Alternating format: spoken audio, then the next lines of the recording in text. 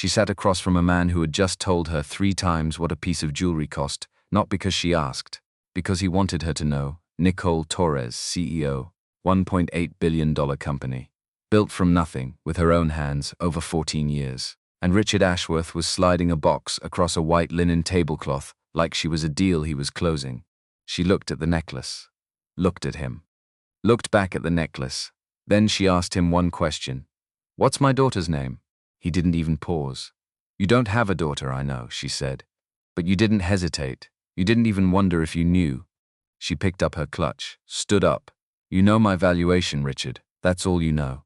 She walked out of the most expensive restaurant in San Francisco, left the necklace on the table, left him sitting there, and drove alone, for the first time in years, to a house in a neighborhood nobody expected her to live in.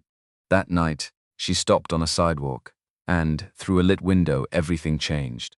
The restaurant was called Lumiere, which should have been her first warning. Any place that names itself after the French word for light is either genuinely beautiful or deeply, aggressively pretentious. And the thing about Lumiere, with its hand-poured candles, and its sommelier, who wore a lapel pin, shaped like a grape cluster, and its menu printed on paper that felt more expensive than most people's car payments, was that it landed somewhere in the middle, beautiful enough to make you lower your guard. Pretentious enough that by the time you noticed, you were already seated, already holding a wine glass that cost more to produce than your first apartment's security deposit, already across the table from Richard Ashworth. Richard Ashworth was technically everything Nicole Torres had been told she should want, 51. Fit in the way of men who have personal trainers and the schedule to use them. Silver at the temples.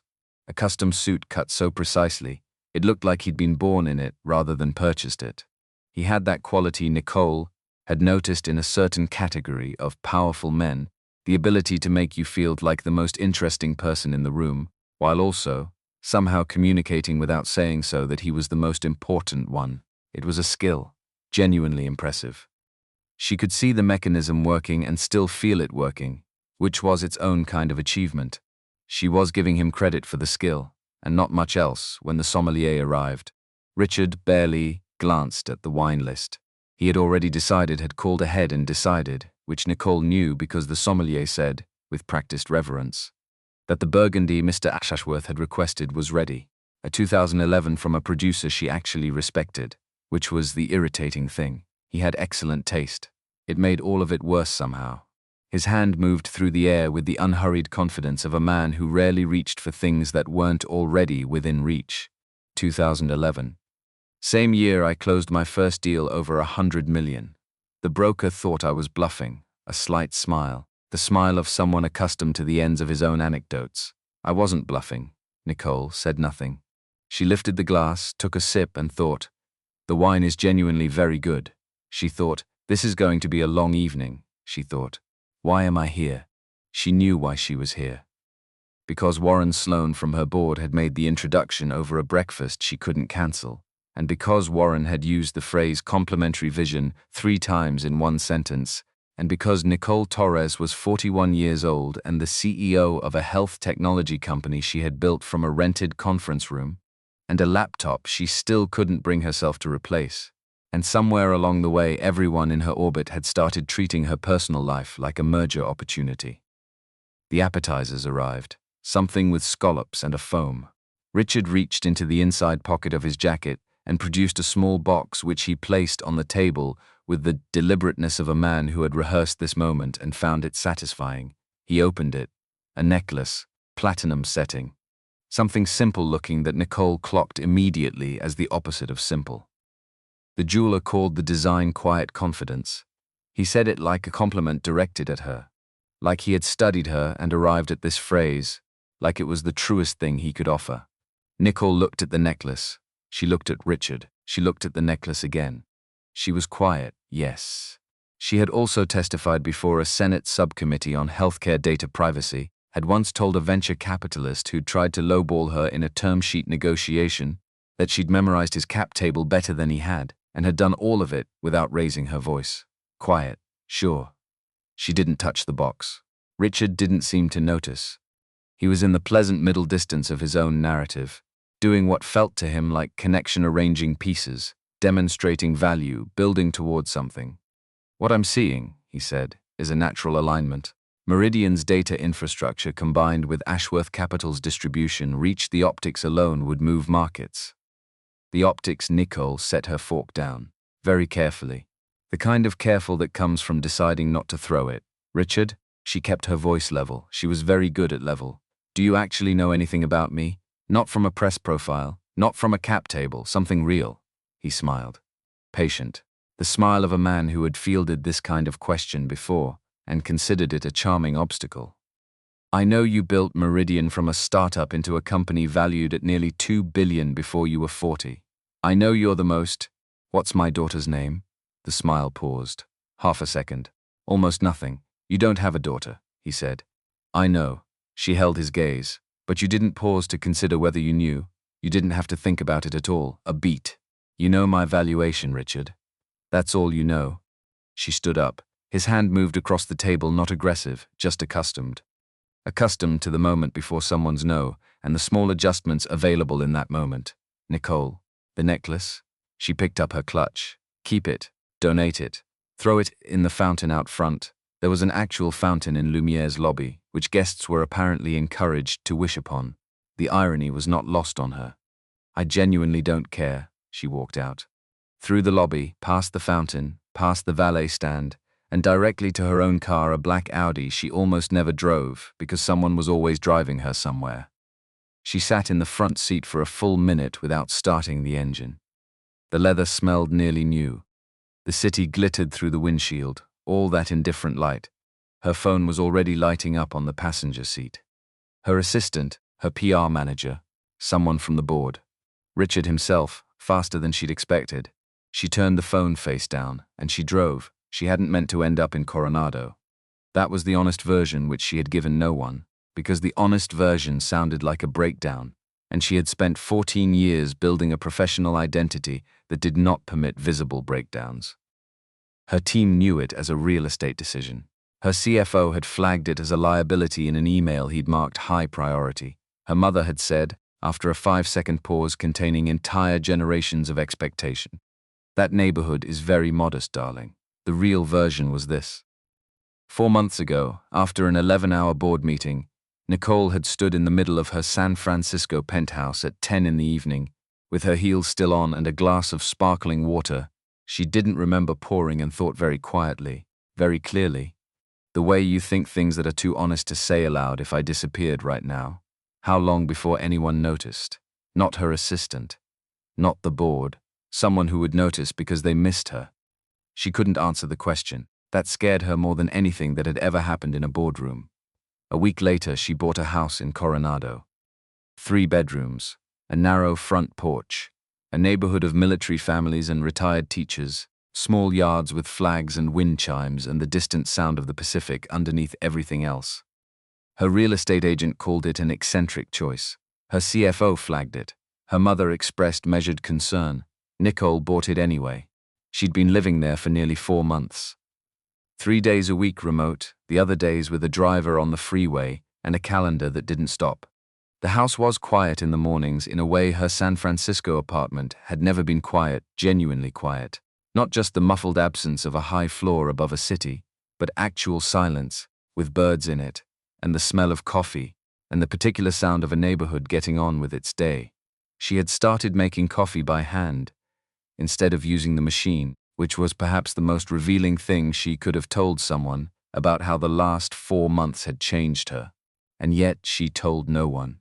She knew there were people next door, had heard through the low fence the sound of a child laughing on weekend mornings, had seen the black pickup truck come and go at hours that suggested a demanding schedule, had never met anyone.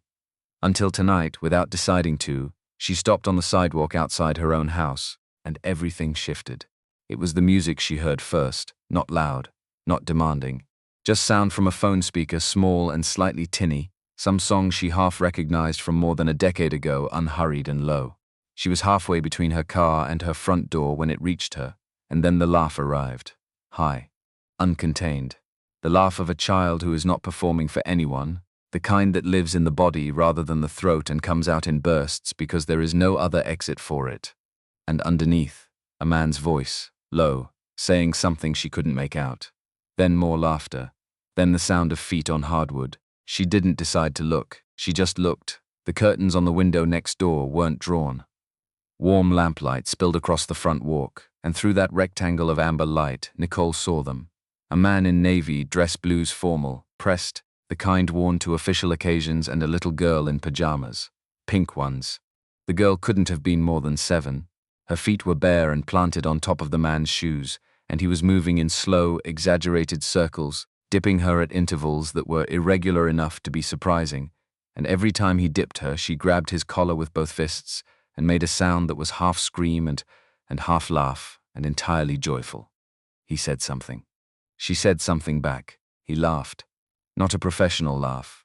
Not the laugh you produce in meetings when something is mildly amusing and you need to signal good humor.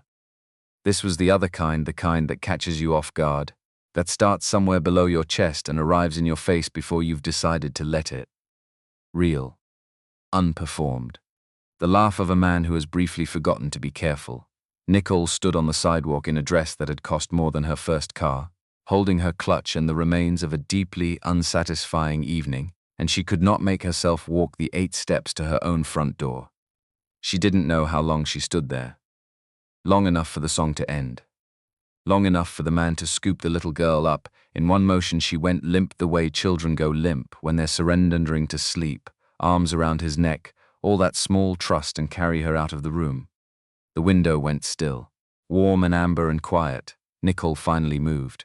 She walked to her front door, unlocked it, stepped into her entryway, which was exactly as she'd left it, carefully furnished, properly lit, absolutely silent. She set her clutch on the console table. She sat down on the bottom stair, and for the first time in longer than she could precisely identify, because she had stopped noticing the absence, the way you stop noticing chronic pain, had folded it into the background of being herself. Nicole Torres put her face in her hands, not because of Richard Ashworth. Not because of the necklace or the dinner or the word optics deployed in a romantic context.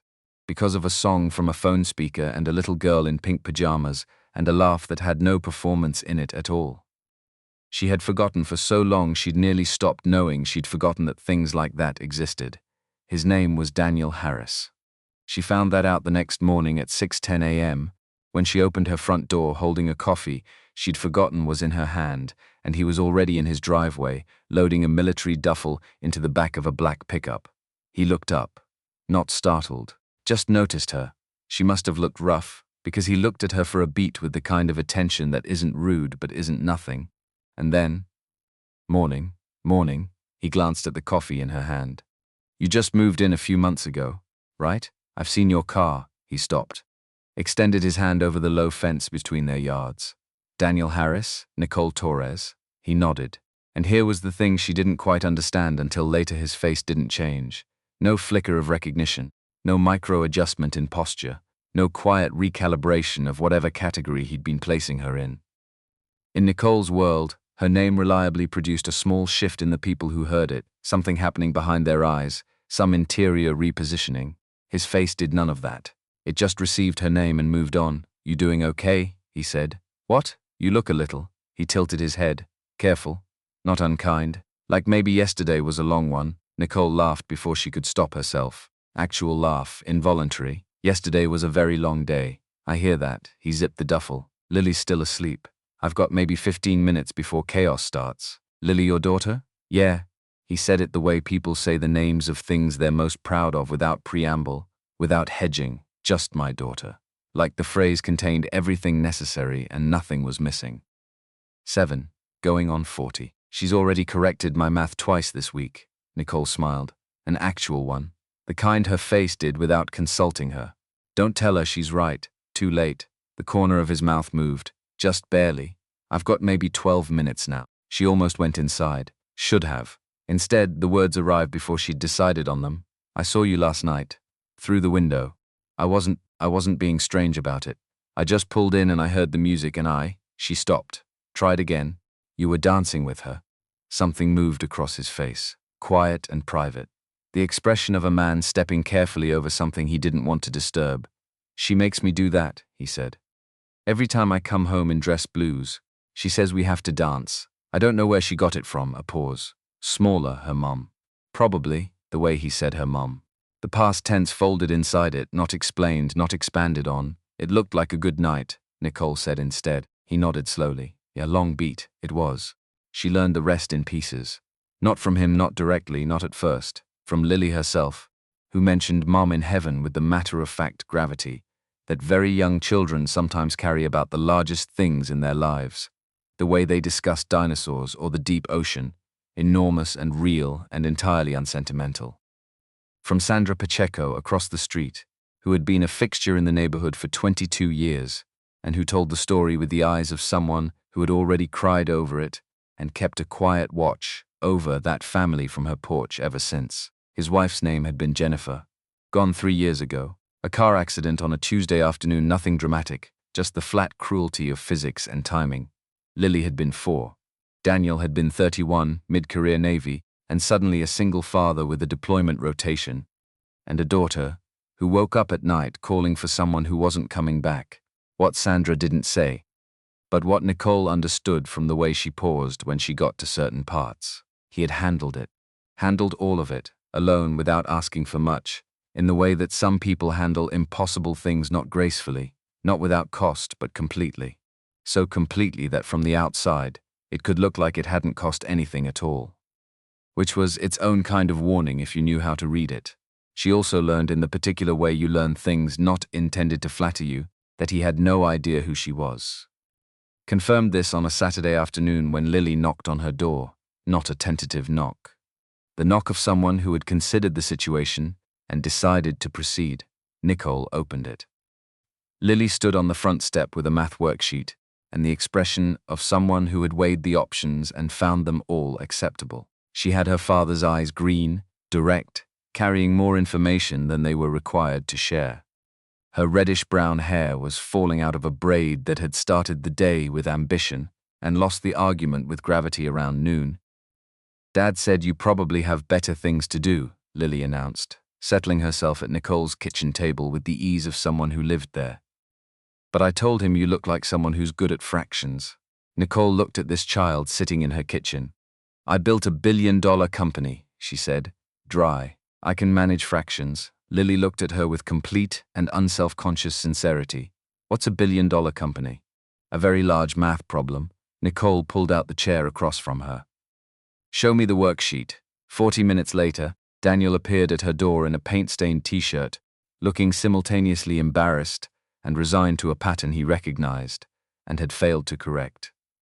He looked past Nicole to where Lily was now eating an apple at the kitchen table, the finished worksheet beside her, apparently explaining something at length to Nicole's houseplants. Lily, we talked about this. The fractions are done, Lily said without looking up. It's fine, Nicole said. I was going to make dinner, unless you have somewhere to be. He looked at her, then at Lily, who was now humming something and moving the apple core in small circles as she addressed a pathos that had survived 3 months of Nicole's inconsistent attention, purely through stubbornness. I don't have anywhere to be, he said quietly. Then come in, and he did. That was how it started. Not with grand gestures or careful strategy, with fractions and a math worksheet and a 7-year-old who treated the concept of boundaries as a theory she'd heard about and found philosophically unconvincing. What Daniel Harris did not know, sitting at her kitchen table eating the pasta she made, good pasta, her one reliable domestic skill, learned from watching cooking videos during a particularly demoralizing stretch of hotel rooms in her early startup years, was that the woman across from him had been on the cover of a national business magazine twice. He did not know the house he was sitting in had been purchased in cash. He did not know that Nicole Torres had given keynote speeches at conferences he'd never heard of, had been cited in Senate testimony by name, had once been the subject of a profile titled The Coldest Room in Silicon Valley. He knew her first name and that she'd had a long day, which was, Nicole was beginning to understand, an enormous relief. The weeks that followed had a shape she hadn't planned for. Daniel fixed the section of fence that had been leaning since October. He didn't ask, just appeared one Saturday with tools and fixed it in silence. while Lily sat on the porch, providing a running structural commentary that apparently included a weather report, 3 opinions about her classmate Marcus, and a brief digression on whether dinosaurs had known they were going extinct. Nicole brought coffee over the fence without comment. He accepted without comment. They stood on their respective sides of the newly repaired fence for a moment, and then he went back to work and she went inside and thought, "This is a perfectly normal neighborly interaction." She thought, "I have not done a perfectly normal neighborly interaction in approximately 7 years." She started helping with Lily's homework regularly. 3 afternoons a week, then 4. Lily arrived with the punctuality of someone who has converted attendance into a personality trait, dropped her backpack on what had become unilaterally, without discussion, her chair, and got to work. She was sharper than she let on, quick with numbers, creative in her reasoning, suspicious of praise the way people are suspicious of things that sound too good. "You're not just saying that?" she demanded one afternoon after Nicole confirmed a correct answer. "Lily, I have a CFO and a chief strategy officer whose entire job is to tell me I'm smart. I don't waste flattery on second graders. You got it right?" Lily studied her for a long moment, then, with quiet ceremony, wrote her name at the top of the worksheet in letters large enough to claim 1/3 of the available space. Daniel saw it that evening when he picked her up. He didn't say anything, but Nicole caught the expression on his face, that same quiet, private thing, and understood that he was doing some kind of math she didn't yet have the full equation for. She was running her own version of it. By the 2nd month, dinners had become something that simply happened. By the 3rd, Lily had stopped ringing the doorbell and simply arrived. And Daniel Harris, Navy Chief Petty Officer, widower, single father, man who had navigated things that would have gutted most people, had stopped knocking and started walking through. On a Thursday evening in the 2nd month, he sat down in the other chair on her porch, the one that had started as the spare and had somewhere quietly become his, and was quiet for a while, looking at the street. Not uncomfortable quiet, the kind that only exists between people who've stopped performing for each other. "Can I ask you something?" he said. "You're going to anyway." He looked sideways at her. "You never talk about your work. You never explain yourself. And Mrs. Pacheco says you're on the cover of magazines." He paused. "I looked you up." Something in Nicole went very still. "Okay, why are you here?" Not accusing, not cynical. Genuinely wanting to understand. "You could live anywhere. Why this street?" She looked out at the yard. Through the window she could see Felix, the small cactus Lily had brought over in a paper bag one afternoon, announced needed a home, and named before Nicole had a say in any of it. Lily had drawn a face on the pot in permanent marker, 2 dots for eyes. A small worried mouth. "I came home from work one night," Nicole said. "Very expensive apartment, view of the whole bay. And I stood there and thought, if I disappeared right now, how long before anyone noticed? Not my assistant, not my board. Someone who would just notice because they missed me." He was quiet. "I couldn't answer it," she said. "That scared me more than anything that has ever happened in a boardroom." He didn't say, "I'm sorry." He didn't say, "That must have been hard." He sat with it for a moment, treating it the way it deserved to be treated, like something real, not something to be managed or moved past. "Lily would notice," he said finally, still looking at the street, elbows on his knees. "By the next afternoon, she'd make me come check on you." A pause. "She'd probably write you a card." Nicole's throat tightened in a way she didn't try to hide. "Yeah," she said, her voice coming out slightly rough. "I know she would." The quiet that settled between them wasn't waiting for anything. It was just present, the particular stillness of 2 people who have stopped editing themselves. On the street, a neighbor's dog barked twice and stopped. Inside, through the open window, Lily was asleep on the couch, having lost the battle with a nature documentary about octopuses she'd insisted were definitely aliens. Daniel Harris, without looking at her, reached over and placed his hand briefly over hers. 1 second, maybe 2, then withdrew it without a word. Neither of them mentioned it, but neither of them forgot it either. The orders came on a Wednesday. He told her Thursday evening in her kitchen, while Lily watched a movie in the next room. His voice kept low and his face arranged into the expression that men like him practice for moments like this: steady, matter of fact, all information and no feeling, as if information and feeling were things that could be kept in separate rooms. 8 months, he said. Maybe 9. They're not giving me an exact date yet, Probably end of the month. Nicole set down the dish she was drying. Carefully. The hard part is Lily, he said it before she could ask. Who watches her while you're gone? Sandra takes her after school. There's someone from the base family program on weekends. I've got it covered. A pause, a slight tightening in the phrase. The way a knuckle whitens without you deciding to tighten it. I always do, that I always do. Not confidence.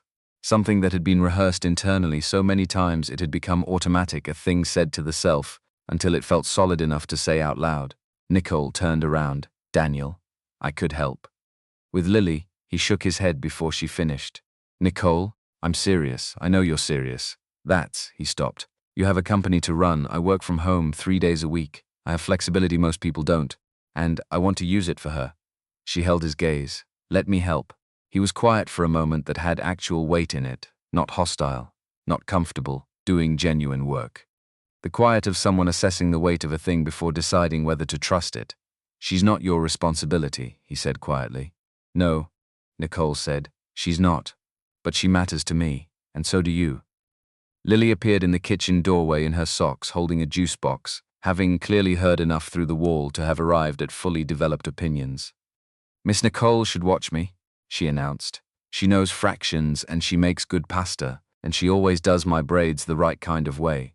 Daniel closed his eyes, briefly. Lily, I'm just saying what's true, Dad. You always say to tell the truth. Nicole bit the inside of her cheek. He opened his eyes. Looked at his daughter.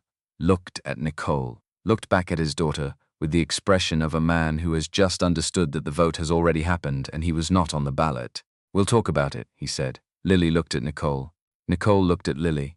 He means yes, Lily said, entirely certain, and went back to her movie. The corner of Daniel's mouth moved, just barely.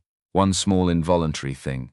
She's going to be terrifying when she's older. She already is. Nicole turned back to the stove. Pasto in 10 minutes. Sit down. He sat down. For the rest of the evening, they didn't talk about deployment or logistics or what 9 months looked like on a calendar. They talked about Lily's soccer tournament and a book Nicole was reading that Daniel had read on his last deployment, and they argued pleasantly about the ending for 20 minutes without resolving it. Lily fell asleep on the couch between them sometime around 9. He carried her home. He stood in Nicole's doorway before he left that brief pause he sometimes had before returning to being the man who lived next door. Thank you, he said. For dinner. And for the offer, she nodded. I know it does, he left. She stood in her own doorway after. The way she'd stood on the sidewalk that first night watching the light in his window. But now she understood something she hadn't then. She hadn't stopped walking because she saw a happy family. She'd stopped because she recognized something she'd been missing. So long she'd nearly stopped knowing it was gone. Standing in her doorway on a November night in Coronado, Nicole Torres understood quietly, without announcement, without anyone to say it to, that she was not going to be able to walk away from this. She also understood that walking away was not what she wanted, which was, in its own terrifying way, the most honest thing she'd felt in years. 3 weeks before he left, she heard the phone call from Virginia. She hadn't meant to hear it. She was in her backyard with a report she was annotating the old-fashioned way, printed, red pen, the physical satisfaction of crossing things out. Daniel was in his backyard, pacing in the way she'd come to recognize as his method of managing conversations that required patience he was running a deficit on. His voice carried over the low fence. Mom, I'm fine. Lily's fine. Sandra has her covered. A pause. Listening? Then, quieter. No, we're not having this conversation again. She was very thoroughly not listening while being physically unable to not hear. Through the fences, a woman's voice from the phone speaker, thin with distance, carrying the specific frequency of a mother who has been worrying for 3 years and hasn't found the right register for it. Nicole caught enough. She needs a woman in her life. A real one, Mom. His voice dropped. She's fine, he went inside. The backyard went quiet. Nicole looked at her report and thought about the phrase she needs a woman in her life and the way he'd said she's fine, the slight tightening in it. Not defensive. Smaller than that. The sound of a man who has heard something true and is not quite ready to say so out loud. She thought about what Sandra had told her. 6 months gone after Jennifer died. Lily barely recognizing him when he came back. The look on a 4-year-old's face at a doorway. She put down her red pen. She thought, he's not just raising her alone. He's been waiting for people to leave, because that's what people have done, and the ones who stay eventually decide it's gotten too complicated. She thought, I am not going to be one of those people. She picked the pen up again, crossed out a paragraph that wasn't earning its place, and sat in her backyard in the November sun and understood, without being ready to call it by name, that something in her had already decided. The last evening before he left, he knocked at 10 o'clock. Lily was already at Sandra's. They'd said their goodbyes earlier. Daniel had described it, in the careful understatement of a man summarizing something he couldn't fully describe, as a lot. He'd stood at Lily's bedroom door afterward. Nicole had been on her porch and seen that window stay lit for a long time before it went dark. He looked tired when she opened the door, the specific tired of someone who has held himself together for someone else all day and has arrived somewhere he doesn't have to do that anymore. She stepped back from the door. He came in. They sat at the kitchen table with coffee neither of them needed, in the quiet of a house at night when all the sounds are small and close. I keep making lists, he said. Things Lily needs. Which vitamins she actually takes versus the ones she hides. The shampoo she'll actually use versus the one that smells like fake strawberries that she claims gives her headaches specifically on days she doesn't want her hair washed. The orange vitamins, Nicole said. She told me they taste like chalk. I ordered cherry ones last week. She's been taking them without being asked. He stared at her. She's been hiding them for 3 months. She just needed someone to ask why she didn't like them. She doesn't like being handed things and told to manage. Nicole said it simply, because it was simple. She's like you that way. Something moved across his face that she had no clean word for. He looked at his coffee cup. I need you to know something, he said. His voice shifted quieter, more deliberate, building towards something. Last time I deployed was 3 years ago, right after Jennifer. I was gone 6 months, and when I came back, he stopped. Lily was 4, she'd just lost her mom. And then I left, another pause. When I walked through the door, she looked at me like I was someone she was supposed to know. Not someone she actually knew. Nicole didn't fill the silence. That doesn't happen again, he said. Quiet but absolute. I need her to have someone who sees her, not just watches her, sees her, every day. Someone she comes home to and knows is going to be there, Daniel. She waited until he looked up. I see her. I will see her every single day you are gone. I'll do her homework and go to her games and figure out every vitamin and shampoo, and call you when something is wonderful and when something is hard. She held his gaze. She is not a favor. She is Lily, and Lily matters to me. He looked at her for a long time. Then quietly, the words arriving like something he hadn't planned to say out loud. How are you real? She laughed, surprised. What? 3 months ago you were a stranger in the house next door. Now he stopped, shook his head slightly. Now I don't know what I'd do without you. The words settled in the room and stayed. Neither of them reached for them directly. They were both too careful for that, standing at the edge of something neither had fully named, in a kitchen at 10 at night, and the city was quiet, and Lily was asleep at Sandra's, and the next 4 hours were the last before everything changed. You'd manage, Nicole said finally. You always do. Yeah, he said, looking at her steadily. I'm glad I don't have to. He left at midnight. She stood in her doorway and watched him cross the yard. He paused at his own door and turned back once, just briefly, just long enough to raise one hand. She raised hers. He went inside. She stayed in the doorway for a while after, with the night air and the sound of the neighborhood and the understanding that she had just committed herself to something in a way that had nothing to do with paperwork or board approval or strategic alignment. She had committed herself because she wanted to. Because Lily had a face she wanted to see every day. Because Daniel Harris had looked at her over a fence one morning, like she was just a person, and she had not realized, until that moment, how long it had been since someone had done exactly that. She went inside, locked the door, stood in the hallway for a moment, Felix on the kitchen windowsill, the worried face Lily had drawn on the pot, the empty chair at the table that had stopped being the spare. 9 months. The number sat in her chest like a stone, not heavy exactly, just present. Something you carry without setting down. She went upstairs. She did not sleep especially well. She lay in the quiet house and thought about a man who showed up for soccer practice on 4 hours of sleep, and a 7-year-old who corrected his math and treated boundaries as a working theory, and the strange particular way that the life you actually want sometimes arrives without announcing itself, through a window you happened to look through on a night when you were busy being somewhere else. She thought, I should have seen this coming. She thought, nobody sees this coming. She thought, that's probably the point. The first week without him had a specific texture, not painful exactly. More like the feeling of a room where furniture has been rearranged. You know the space, you've moved through it 1,000 times, but your body keeps reaching for things that aren't quite where they used to be.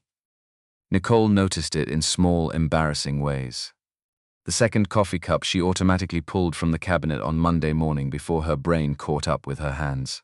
The way she glanced toward his driveway, without deciding to. The way Lily's footsteps on the front path, that particular rhythm of a 7-year-old who walks with purpose and lands a little harder than necessary, had started to feel like the sound of the day actually beginning. Lily arrived on Monday afternoon with her backpack and the composed expression of someone reporting for duty. Okay. She set the bag on her chair with decision.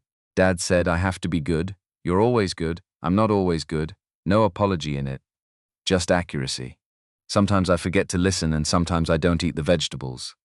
Which ones are we negotiating? Nicole looked at her. 7 years old. Sitting at the kitchen table like she'd called the meeting herself. All the green ones are still in play. That's a broad category. Yes. Which is why it's a negotiation and not a verdict. Something in Lily's posture released that small, invisible unbuckling of tension that children do when they understand the ground is solid. When the rhythm is real and will hold. She pulled out her worksheet, put her pencil case on the table with the efficiency of someone who has a system. And then, without looking up, Miss Nicole, are you and my dad friends? Yes. Good friends, Mrs. Pacheco says. You're more than that, Mrs. Pacheco, Nicole said, moving to the counter where she'd started keeping the cherry vitamins in a small bowl so the act of taking them required no ceremony, needs a hobby. Lily's mouth curved in a way that belonged entirely to her father. Quick, restrained, more interior than exterior, the smile of someone who finds things funny but doesn't always need to announce it. I think so too. That you're more than that. She looked back at her worksheet. Her pencil touched the first problem. I like it. Nicole kept her face neutral. She put a vitamin on the table next to Lily's pencil case without comment, and Lily took it without comment, which was the agreement they'd arrived at without ever discussing, which was the best kind of agreement. She held on to the sentence, I like it, for the rest of that evening.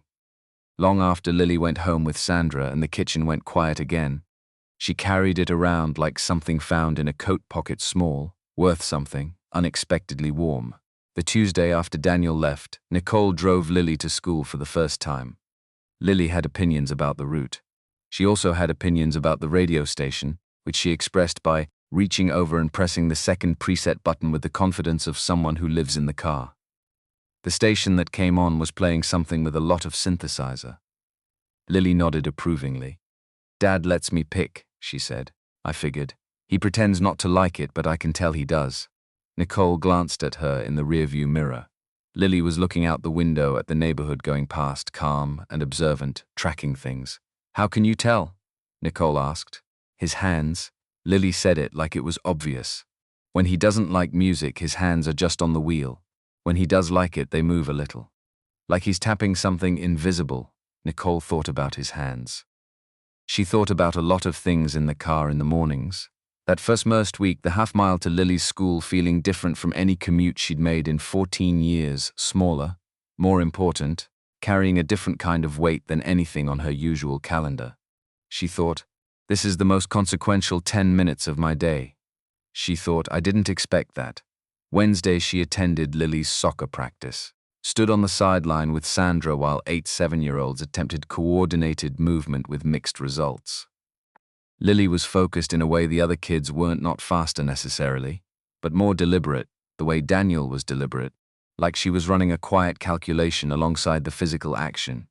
When she made a shot that went wide by 2 feet, she didn't react with frustration or performance, she just reset. Tried again, she's been like that since she was 4, Sandra said, watching her. Even when she was little.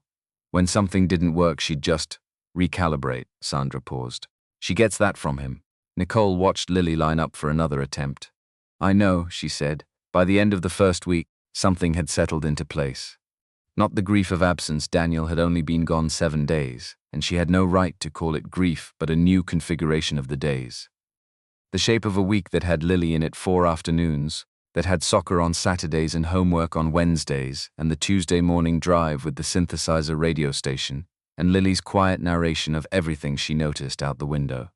It was, Nicole understood, looking at it directly for the first time, on a Friday night with the house quiet around her, the most structured her personal life had been in years.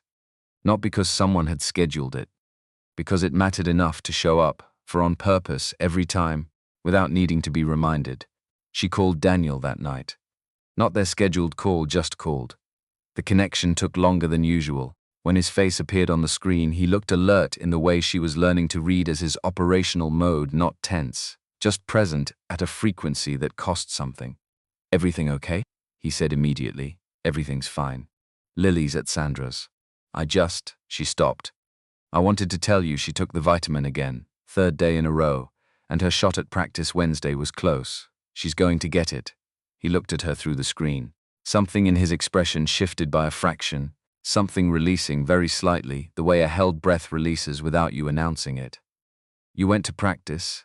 "Of course I went to practice." He was quiet for a moment. "Nicole, don't thank me." "I wasn't going to thank you," the corner of his mouth. "I was going to say I don't know what I did to deserve you showing up in my driveway." She looked at him on the small screen, the bad lighting, the distance measured in satellite lag, the way his face was both familiar and slightly compressed by the technology between them. "You asked if I was okay," she said, "on a morning when I needed someone to ask." "That's what you did." He nodded slowly, not saying anything, but the nod had weight in it. "Go sleep," she said. "You look tired." "I am tired." "Then stop looking at me and go sleep." "Yeah." He didn't move for another moment. "Yeah, okay." He looked at her directly, through all those miles. "Take care of my girl." "I will," Nicole said. Both of them. She meant Lily. He understood she also meant herself. That was the thing about conversations with Daniel Harris, the words carried more than their face value, and both of them had gotten good at reading what was underneath. 3 weeks in, he called on their scheduled night. The connection took 30 seconds to stabilize that particular digital stutter of enormous distances, collapsing into a small screen. When his face settled into focus, he looked different from the version Nicole had been carrying in her memory. Operational tired, the exhaustion of sustained alertness, of being switched on at a frequency that depletes something, whether you feel it in the moment or not. Lily held the tablet and talked for 20 straight minutes about the 200-meter 14.6 seconds, personal record. She had written it in the notebook she'd started keeping in Daniel's handwriting style, which was small and precise, and about Felix, who Nicole had moved to the kitchen windowsill because Lily had decided he needed more light, and about the story she was writing about a dog who could fly, and whether the dog would need to eat differently if it was also part bird, which was a genuine question she had. Nicole stayed out of frame. She was at the sink, not pretending to wash anything, just standing near enough to hear his voice come through the speaker, without intruding on the space that belonged to the two of them first. "Is Nicole there?"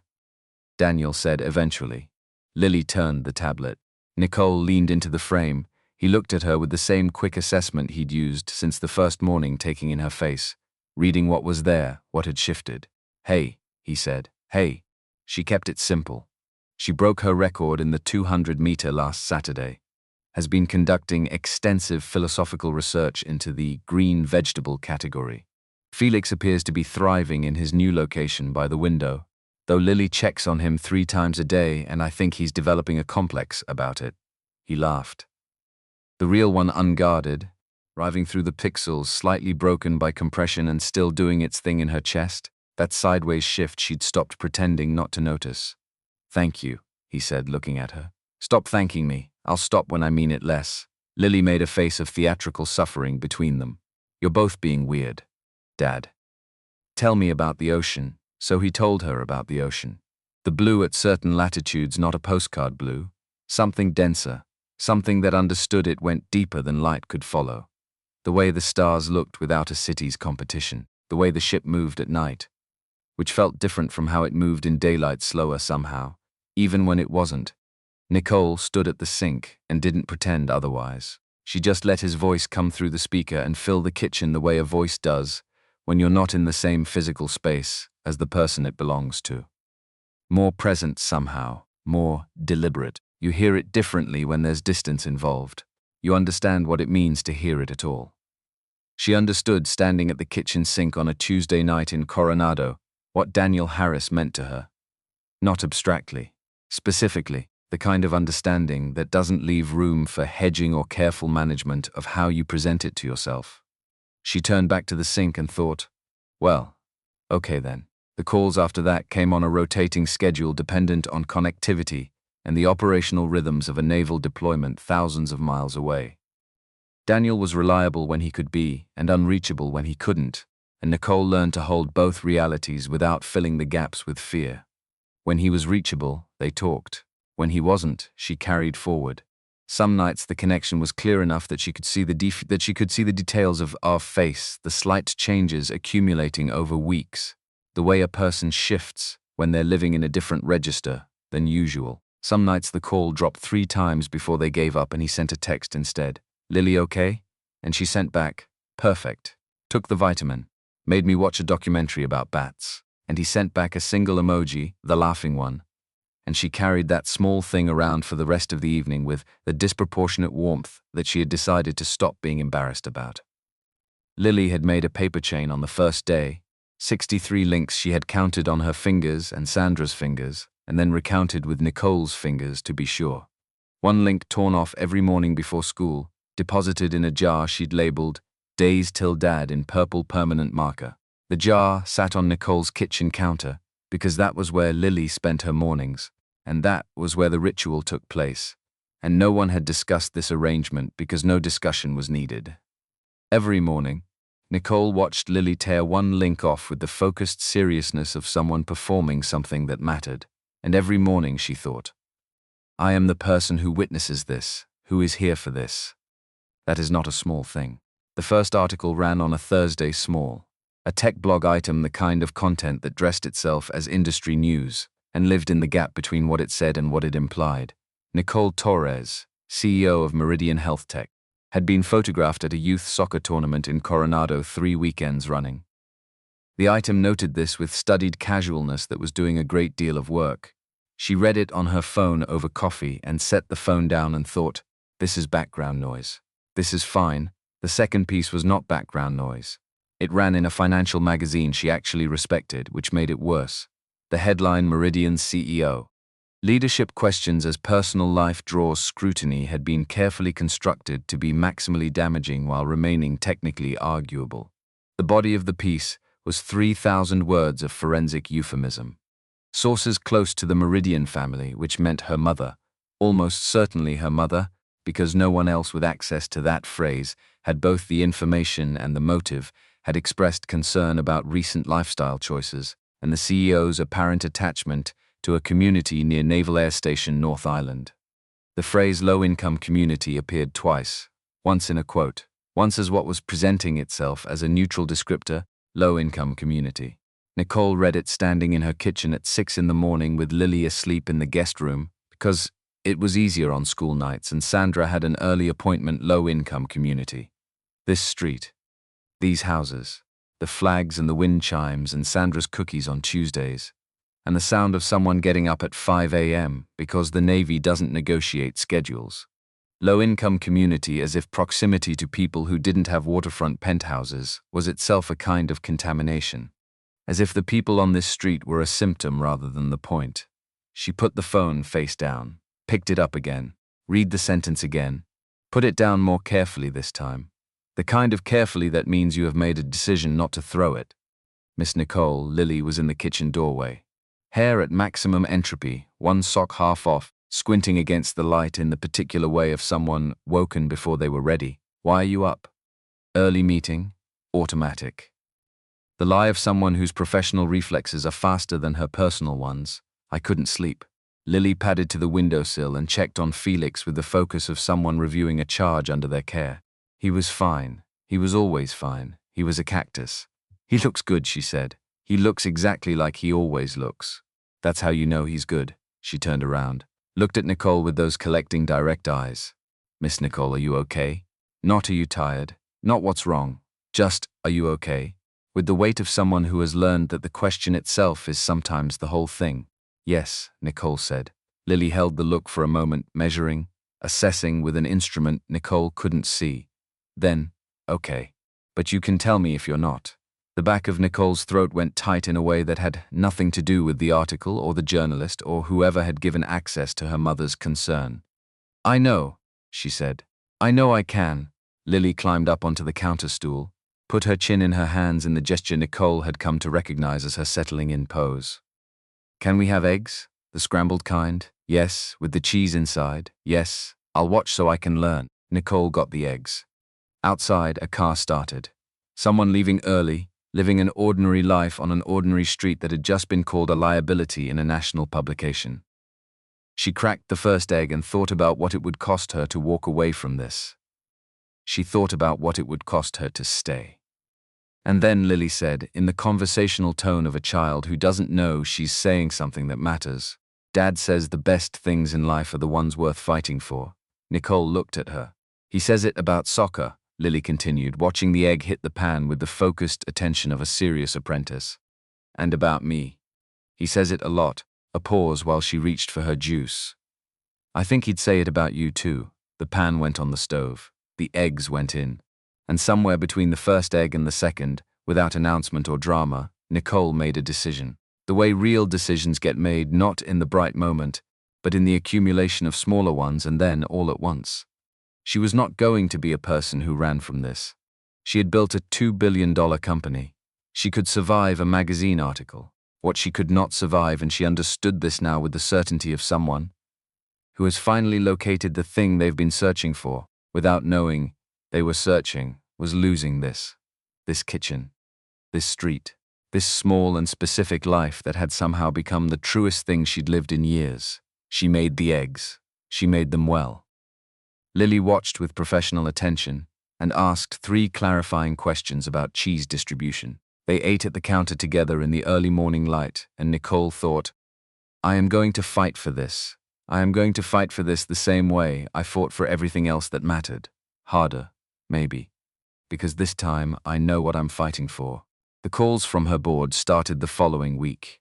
They arrived in a pattern that felt less like coincidence and more like choreography, each one slightly more direct than the last, each building on the groundwork laid by the previous, the whole sequence clearly having been discussed before any individual call was placed. Warren Sloan called first. He was careful and measured in the way of a man who genuinely respected her and had also made up his mind. I'm saying this because I care about what you've built, he began, which was the version of I respect you that Warren used when the conversation was going to be difficult. The Ashworth situation is generating noise, he meant Richard, who had apparently decided that the most productive response to being walked out on at Lumiere was to become a source for people writing about Meridian's leadership stability. He's implying there was instability involved in how that dinner ended. Richard implied I was a strategic acquisition and called it attraction. She kept her voice level. Level was its own argument. His assessment of my emotional state is not something I'm allocating attention to. There are photos, Nicole. She had seen the photos. The most widely circulated one was from Lily's soccer tournament, Nicole crouching on the sideline, tying Lily's cleat, saying something that had made Lily throw her head back laughing. Lily's face was blurred in the published version. Nicole's wasn't, and the expression on Nicole's face in that photo, open, unguarded, entirely present, was one she almost never wore in public. She looked like someone who wasn't performing. That was, apparently, the problem. Let them draw conclusions, she said. I'm not managing a rumor. I'm running a company. Warren paused with the care of a man choosing his next step on uncertain ground. At what cost to the company, Nicole? She thought about Lily at the counter that morning, about eggs and cheese and the best things in life. Tell the board I'll see them at the meeting, she said. We'll talk about Meridian then. Right now I'm going to make dinner. She hung up before he could recalibrate. Margaret Holloway called 20 minutes later, which meant she'd been waiting until Warren was finished. Margaret was different. Margaret had built 3 companies herself, carried the scar tissue of someone who'd been in rooms that tried to take things from her and failed, and delivered her directness without softening it. because she was experienced enough to know that cushioning it didn't make it kinder, only slower. "One question," she said. No preamble. "Are you in love with this man?" Nicole stopped moving because the answer was yes. Had been yes for a while, in the way things are true before you've said them, sitting in the body, running in the background, waiting for the question that would bring it forward. Saying it out loud, even to Margaret, even through a phone in her kitchen, felt like stepping off the last step of a staircase into a room she'd been circling for months. "Yes," she said. "Good." Margaret didn't pause. "Then prepare yourself. Because they're going to make this ugly before they let it go. And I need to know, are you going to stand or fold?" "I've never folded, no, but you've also never had something to lose that wasn't a company. A beat, measured and intentional, that changes the math." Nicole looked at Felix on the windowsill, at the small worried face Lily had drawn on the pot, at the nightlight still plugged in beside him because Lily had decided Felix needed company during the dark, and Nicole had discovered she couldn't bring herself to unplug it. "I know it changes the math," she said quietly. "So, I'll stand." "Good," Margaret said. "Then I'll stand with you. But be ready. They're not going to make it easy." Douglas Pratt called on her personal number 3 days later. The fact that he had it meant someone had given it to him, and the fact that he'd used it meant he wanted her to know that. He offered what he called a planned transition. She would step back, stay on his chair. A new operational CEO would be brought in. Meridian stays stable, investors stay calm, and Nicole gets to live her life in Coronado without it being anyone's business. "That's a very clean package," she said. "I thought so," Douglas said with the satisfaction of a man who considers himself practical. "What you're offering me," Nicole said, keeping her voice entirely level, "is a way to lose gracefully. And I appreciate that you think you're being kind." She paused. "But I spent 14 years building a company from nothing. I'm not handing it to someone else because 3 board members are uncomfortable with who I spend time with." "Nicole, I'm asking you to be realistic. I'll see you at the board meeting," she said. "Have a good evening, Douglas." She hung up, called Daniel. The connection took longer than usual, almost a full minute of the screen showing connecting in small patient letters before his face appeared. Worse resolution than the last call. Audio slightly compressed, the kind of technical degradation that reminded you precisely how far away he was. He read her face in the first 2 seconds. "What happened?" 2 articles. "Board movement. Douglas Pratt called me on my personal number and offered me a graceful exit." She reorganized. "They want me to choose." He was quiet. "What are you going to do? Not what should you do? Not have you considered? Just, what are you going to do? Handle it." "That's not what I asked." She looked at him through the screen, the distance, the way his face held things without displaying them. "I'm not going anywhere," she said. "If that's what you're asking." It wasn't a pause, but I'm glad to hear it. Something shifted in his expression, careful, deliberate, the way he looked when he'd been sitting with something for a while. "Nicole, whatever you decide it for yourself. Not for me, not for Lily, for you, because Lily and I are going to be okay. We know how to do okay, Daniel, let me finish." He waited. "Before Jennifer died, I thought I understood what it meant to have a family. And when I lost her, I told myself the chapter was done. Just Lily and me. Everything else was extra." He looked at her steadily. "And then you showed up in your driveway with a forgotten coffee cup on a morning when you'd had a long day. And somewhere in the middle of all of it, the fractions and the cactus and the dinners and these calls, I stopped believing the chapter was over." She was very still. "You didn't just walk into our life," he said. "You held it together while I was gone. You fought for your place in it when people told you to leave. And Lily," his voice changed on her name, the way it always did, the particular weight he carried when he said it. "She asked me on our last call if I loved you. I told her I did. She said she already knew and I should just come home and say it to your face." "I told her the same thing," Nicole said. "The morning after she asked me, I know. She told me, she tells you everything. She tells me everything," he confirmed, and there was something in the way he said it, fond and specific, and completely his, that made her chest ache in the good way, the way of things that are real and present and yours. "Can I tell you something?" she said. "Yeah, the real reason I bought this house. Not the version I told my CFO. The night I bought it, I'd had a board dinner the week before. Sat there for 2 hours with 3 people who knew my company better than they knew me. And I thought, these people will never actually know me. They know my revenue and my projections and my competitive positioning. That's all I am in that room.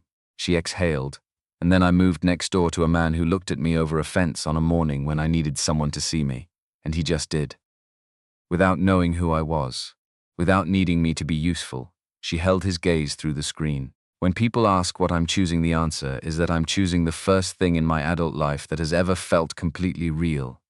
And I am not letting a governance letter take it from me. He looked at her for a long moment, then, 9 weeks.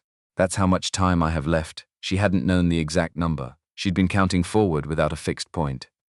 9 weeks, she repeated. Yeah, he looked at her. I just wanted you to know that number. Come home, she said, and we'll figure out the rest. The connection dropped 2 minutes later. She sat at the kitchen table with her phone and the quiet and Felix on the windowsill and thought, 9 weeks.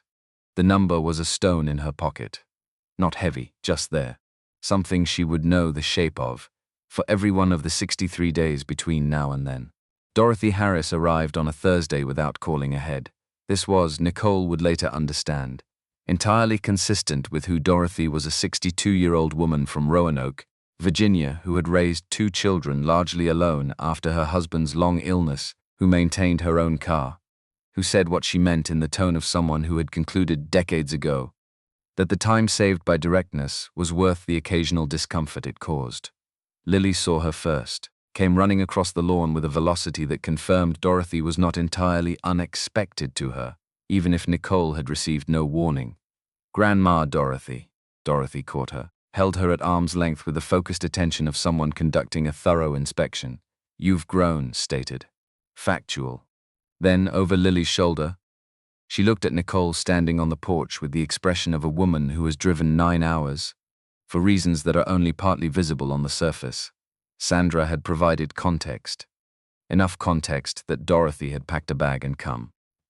They ended up on the porch that evening. Sandra had taken Lily inside for dinner with cups of tea that Dorothy had made in Nicole's kitchen without asking, which Nicole had not minded, which was itself information. My son doesn't let people in easily. Dorothy held her cup in both hands, looking at the street. After Jennifer, he sealed himself off, not angry, not cold, just, she searched, careful. About everything, she looked at Nicole directly, so whoever managed to get past that. I don't know what I did, Nicole said, and meant it entirely.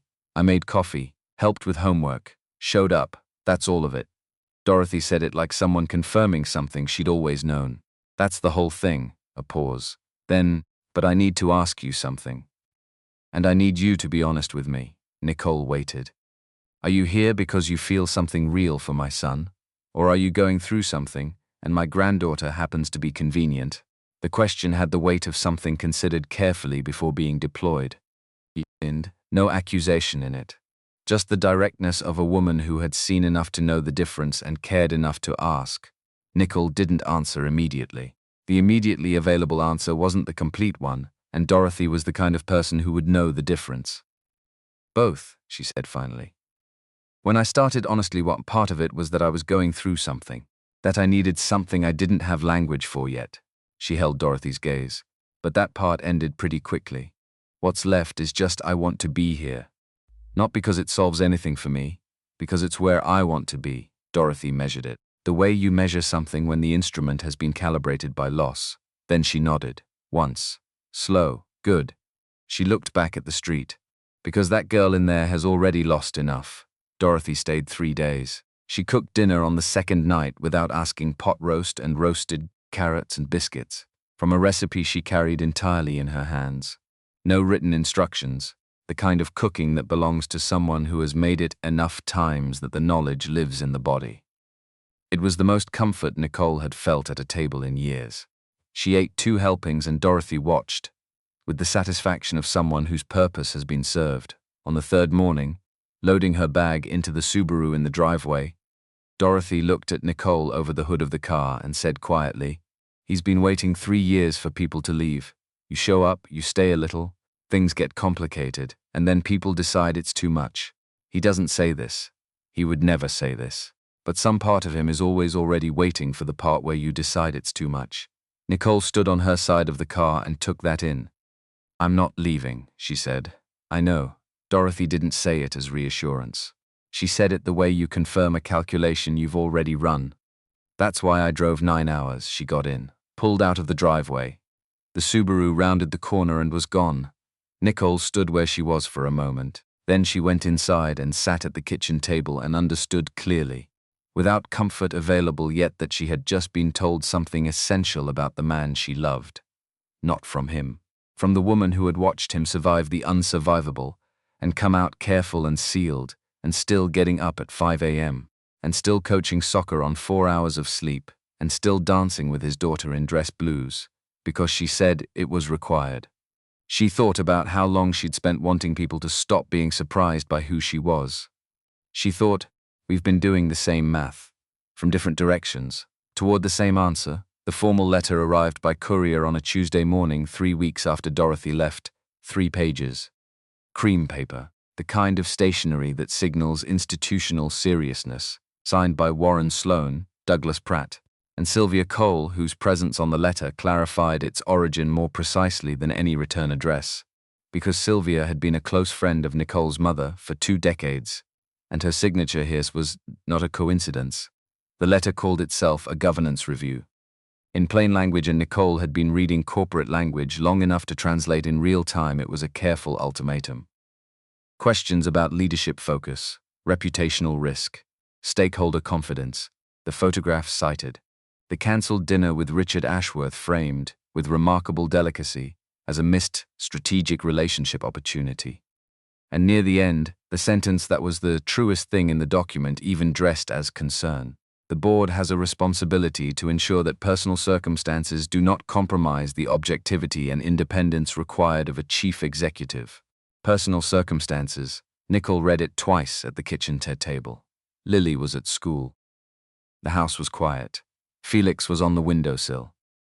The morning light came through the window over the sink at the angle that made the kitchen look like something worth painting, the specific gold of late morning, on a clear day in a neighborhood that someone had just called a liability in 3 pages of cream stationery. Personal circumstances. She thought about the night she'd stood on the sidewalk. She thought about fractions and cherry vitamins, and a man who asked if she was okay because she looked tired, not because she was useful. She thought about a 7-year-old who had driven 9 hours to find out what kind of person her son had let in, and who had nodded once and said, "Good." She picked up her phone. Not her lawyer, though she would call her lawyer. Not Margaret, though she would call Margaret. She called Daniel, 2 rings. His voice alert the way it always was in these calls, the background sounds of wherever he was underneath the words. "Hey, got about 10 minutes, what's up?" "They sent a letter," she said, formal. 3 of them, Warren, Douglas, Sylvia Cole. "What does it say?" "It says I should choose," she paused, in governance language, very politely. "But that's what it says," quiet on his end then.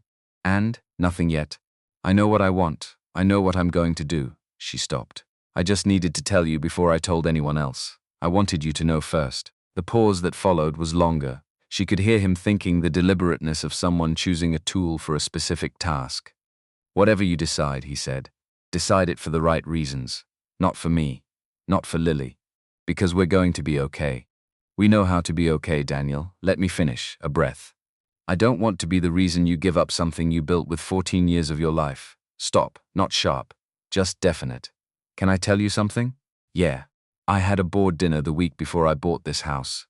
2 hours at a table with people who knew my company better than they knew me.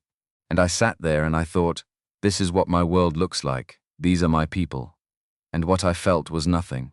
Not seen, not known, just documented," she exhaled. "And then I moved next door to a man who asked if I was okay because I looked tired, who had never read a profile of me in his life, who made room at his table just because I asked." She held the phone steady. "When people ask what I'm choosing the first thing I've ever wanted that I couldn't put in a 5-year plan. That doesn't make any strategic sense, that I can't optimize or roadmap or present in a deck." She paused. "And I am not letting a letter on cream paper take it from me." The line was quiet.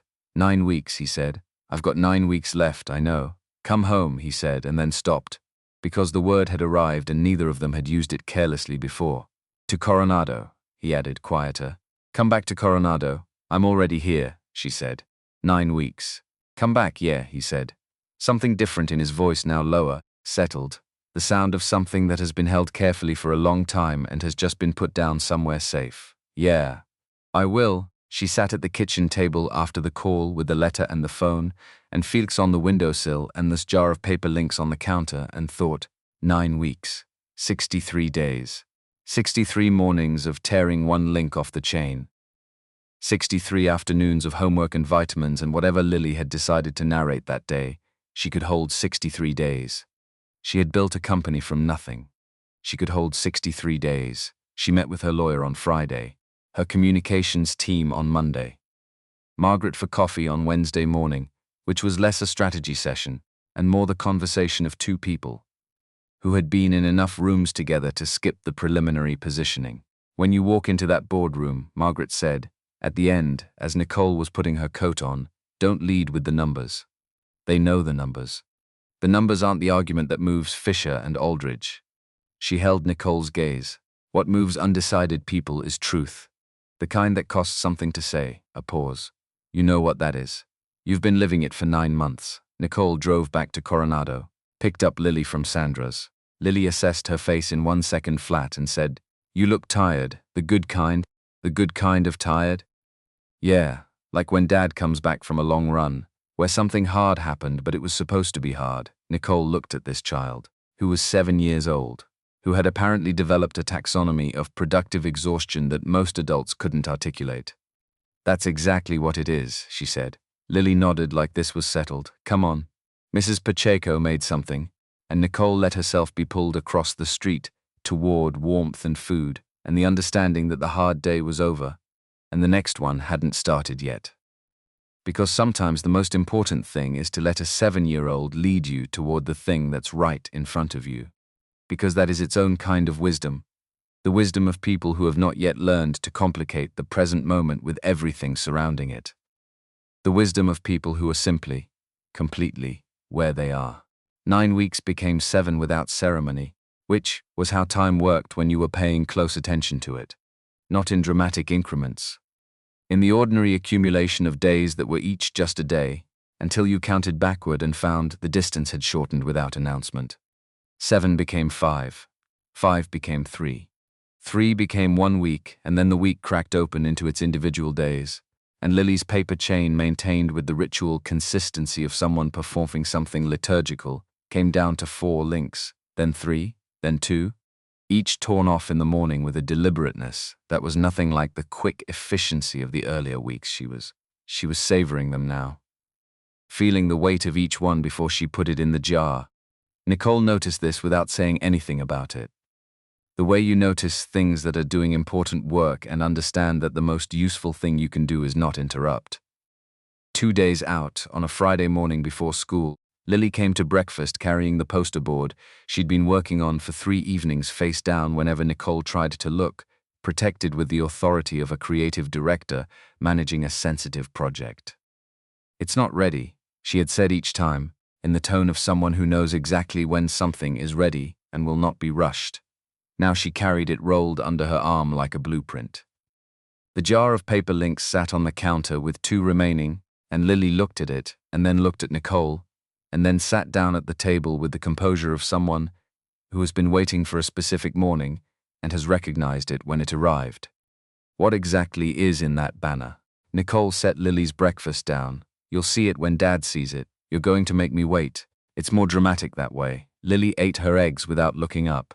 Then, after a moment of eating with the focused efficiency of someone with a full agenda, what are you wearing tomorrow? Nicole looked at her. Clothes. That's not an answer. Lily's voice carried the patience of someone managing a difficult collaborator. You have to look nice. It's Dad. I always look nice. What came back across the table was not a disagreement. More like a silence that contained several months of diplomatically suppressed opinion about Nicole's work-from-home wardrobe, the rotation of the same 3 sweaters, the fleece that had started as a weekend garment and gradually colonized her general existence, the sneakers that had no business being worn outside the house as often as they were. First impressions matter, Lily said, with the tone of someone citing an authoritative and unimpeachable source. We talked about this in school. You talked about first impressions in 2nd grade. It applies to everything. She finished her eggs with efficiency. Slid off the stool. I'll be at Mrs. Pacheco's tonight. Dad gets back Saturday afternoon, probably 2 or 3. She paused at the kitchen doorway, turned back and delivered her final note with the gravity of a stage manager giving last instructions before curtain. Don't wear the grey fleece. She left. Nicole stood in the kitchen alone with Felix and the morning light, and the instruction not to wear the grey fleece. She laughed, small and private and real, the kind that happens when something lands so precisely true that there is no other available response. Then she went to her closet. She tried. She genuinely tried. The dark blazer. The one she'd worn to the pre-board meeting. The one she felt like herself in. The one that didn't perform anything but also didn't hide anything. A simple gold chain her father had brought back from a work trip when she was 12, before the money was complicated and the gifts had messages attached to them. She looked in the mirror, not a performance, just herself, present. Ready, which was, she thought, the correct word for what she felt. Not nervous exactly, though the nerves were there, running underneath everything like a current. Ready in the way you're ready for something you've been waiting for. Long enough that the waiting has become its own preparation. She set her alarm, made sure Sandra had the morning covered, put Lily's banner in the front closet so it wouldn't get damaged overnight. And then she sat on the edge of her bed in the quiet house and thought about Daniel Harris coming home, and found that her hands were not entirely steady when she held them in her lap. Not because she was afraid of him. Because some things matter enough to make your hands uncertain. Because she had stopped pretending that this wasn't one of them. She was in love with him. She had been for a while, in the way that things are true before you've named them, running in the background, present in the texture of every day, waiting for the moment when not naming it would become its own kind of dishonesty. She had named it to Margaret over coffee. She had named it to Dorothy over tea on the porch. She had said it to Daniel on a video call with bad resolution, and it had landed differently than she'd expected, not lighter, but cleaner. Like something that had been carried in one hand could finally be put down in a place where it was supposed to be. Tomorrow he was coming home. She turned off the light, listened to the street, the dog 2 houses down who barked at shadows, the wind off the Pacific. The specific silence of a neighborhood that had learned to rest. She did not sleep especially well. She lay in the dark and thought about a man who had raised his hand in a doorway at midnight and gone inside, and about 63 days of cherry vitamins and paper links and soccer games and phone calls with compressed audio, and about a 7-year-old who had looked at her across a kitchen and said, "I like it," with the simplicity of someone stating an obvious fact, and felt underneath the not sleeping and the uncertain hands and the general low hum of anticipation, something that she could only describe as gratitude. For the Tuesday night she'd stopped on the sidewalk. For the coffee she'd forgotten was in her hand. For the fence that needed fixing. For all of it, every small specific thing that had led here. She was still thinking about it when her alarm went off at 7. The board meeting had been Thursday, 6 days before Daniel came home. The calendar had arranged itself this way without her input, the vote rescheduled twice due to Fisher's travel, Daniel's return date shifted by 4 days from the original estimate, and now the 2 most significant events of the past 9 months sat on either side of the same week, arriving in the order that meant she had to face one without the certainty of the other, and then the other while still carrying what the first one had cost her. She had decided not to assign it meaning. It was just logistics. It was just how calendars worked. She'd worn the dark blazer to the board meeting. The watch her father had given her the year, Meridian, cleared its first significant revenue threshold, not the flashiest thing she owned, but the one that said something true. I got here by my own math, and I have not forgotten the arithmetic. She'd looked in the mirror before leaving the house and said, quietly and without embarrassment, the thing she needed to say. You know who you are. Don't let them make you forget. Then she'd driven to San Francisco. She'd met with her lawyer on Monday, her communications team Tuesday, Margaret for coffee Wednesday morning, in Margaret's home office in Pacific Heights. Surrounded by the accumulated evidence of a professional life built with intention, bookshelves that had been read, awards that had been earned, the general atmosphere of someone who has been in a great many important rooms and has learned to treat them as rooms and nothing more. One more thing, Margaret said, as Nicole was putting on her coat. When you walk in tomorrow, don't lead with the numbers. They know the numbers. They've read the projections. She held Nicole's gaze in the way she held things, which was completely and without the option of looking away. The numbers aren't the argument that moves Fisher and Aldridge. What moves people who haven't decided is truth. The kind that sounds different from a prepared statement. The kind that costs something to say, a pause. You know what that is. You've been living it for 9 months. Don't protect it now. Nicole thought about that on the drive home. About what it costs to say the true thing. About the difference between a statement and the thing underneath it. About 14 years of rooms where she had been very good at saying the right thing and considerably more guarded about saying the real one. She went home. Made dinner. Lily was sleeping over because it was a school night and Sandra had a morning appointment. They ate without much conversation. Lily was in one of her thoughtful modes, working through something internal with the focused privacy of a person who processes before she speaks. After dinner, she did her homework at the kitchen table while Nicole read. At one point, without looking up from her worksheet, "Miss Nicole, can I ask you something?" "Yes. Are you scared about tomorrow?" Nicole considered the honest answer. She had been considering the honest answer all day. A little. Lily kept working, erased something, rewrote it more carefully. "Dad says being scared of the right things means you're paying attention." She looked up. "He says the wrong things to be scared of are the ones you can't change. Like what other people decide. Or the weather." She looked back down. "The right things are the ones where being scared makes you try harder." Nicole put her book down. "You're very smart," she said. "You told me you don't waste flattery on second graders. I'm not." Nicole held her gaze. "That wasn't flattery. That was accurate." Lily looked at her for a moment with those collecting green eyes. Then, with quiet ceremony, wrote her name at the top of her worksheet in letters large enough to claim the space. The same gesture she'd been making since the first afternoon of fractions, which Nicole now understood was not vanity but something else entirely, the gesture of someone marking something as real, as done, as hers. Nicole went upstairs that night and sat at the edge of the bed for a while. She thought about the boardroom. She thought about what Margaret had said about truth. She thought about the difference between the prepared version of herself and the real one, and how many years she had spent in rooms where only the prepared version was allowed. Then she stopped thinking about the vote, because she had done everything she could do, and the remaining hours didn't belong to preparation. In the morning, she found Lily's folded paper on the kitchen counter. On the outside, in Lily's large, careful letters, "Don't open until after." And underneath, in slightly smaller letters, "You know what I mean." Nicole picked it up, put it in the inside pocket of her blazer. Then she drove to San Francisco. The conference room on the 34th floor had the quality of rooms that have witnessed consequential things, a neutrality that was not innocence, that had absorbed too many decisions to be entirely without atmosphere. The windows looked out over the city in every direction. The table was long enough that the distance between its ends was felt. Nicole had sat at the head of it for 14 years, and she sat there now, and the familiarity of the room was both steadying and strange. The same room, a different weight, 8 people. 1 table.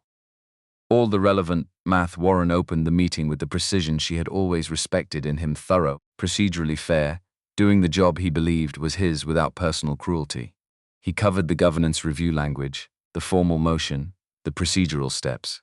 He was, she thought, genuinely doing what he believed was right. He was also wrong about what right looked like in this situation. Both things were true, and she had stopped needing them to be in conflict. Sylvia spoke next. The word distraction used 4 times. 3 external analysts cited. The photograph from Lily's soccer tournament referenced Nicole crouching on the sideline, Lily laughing, both of them entirely present and entirely themselves.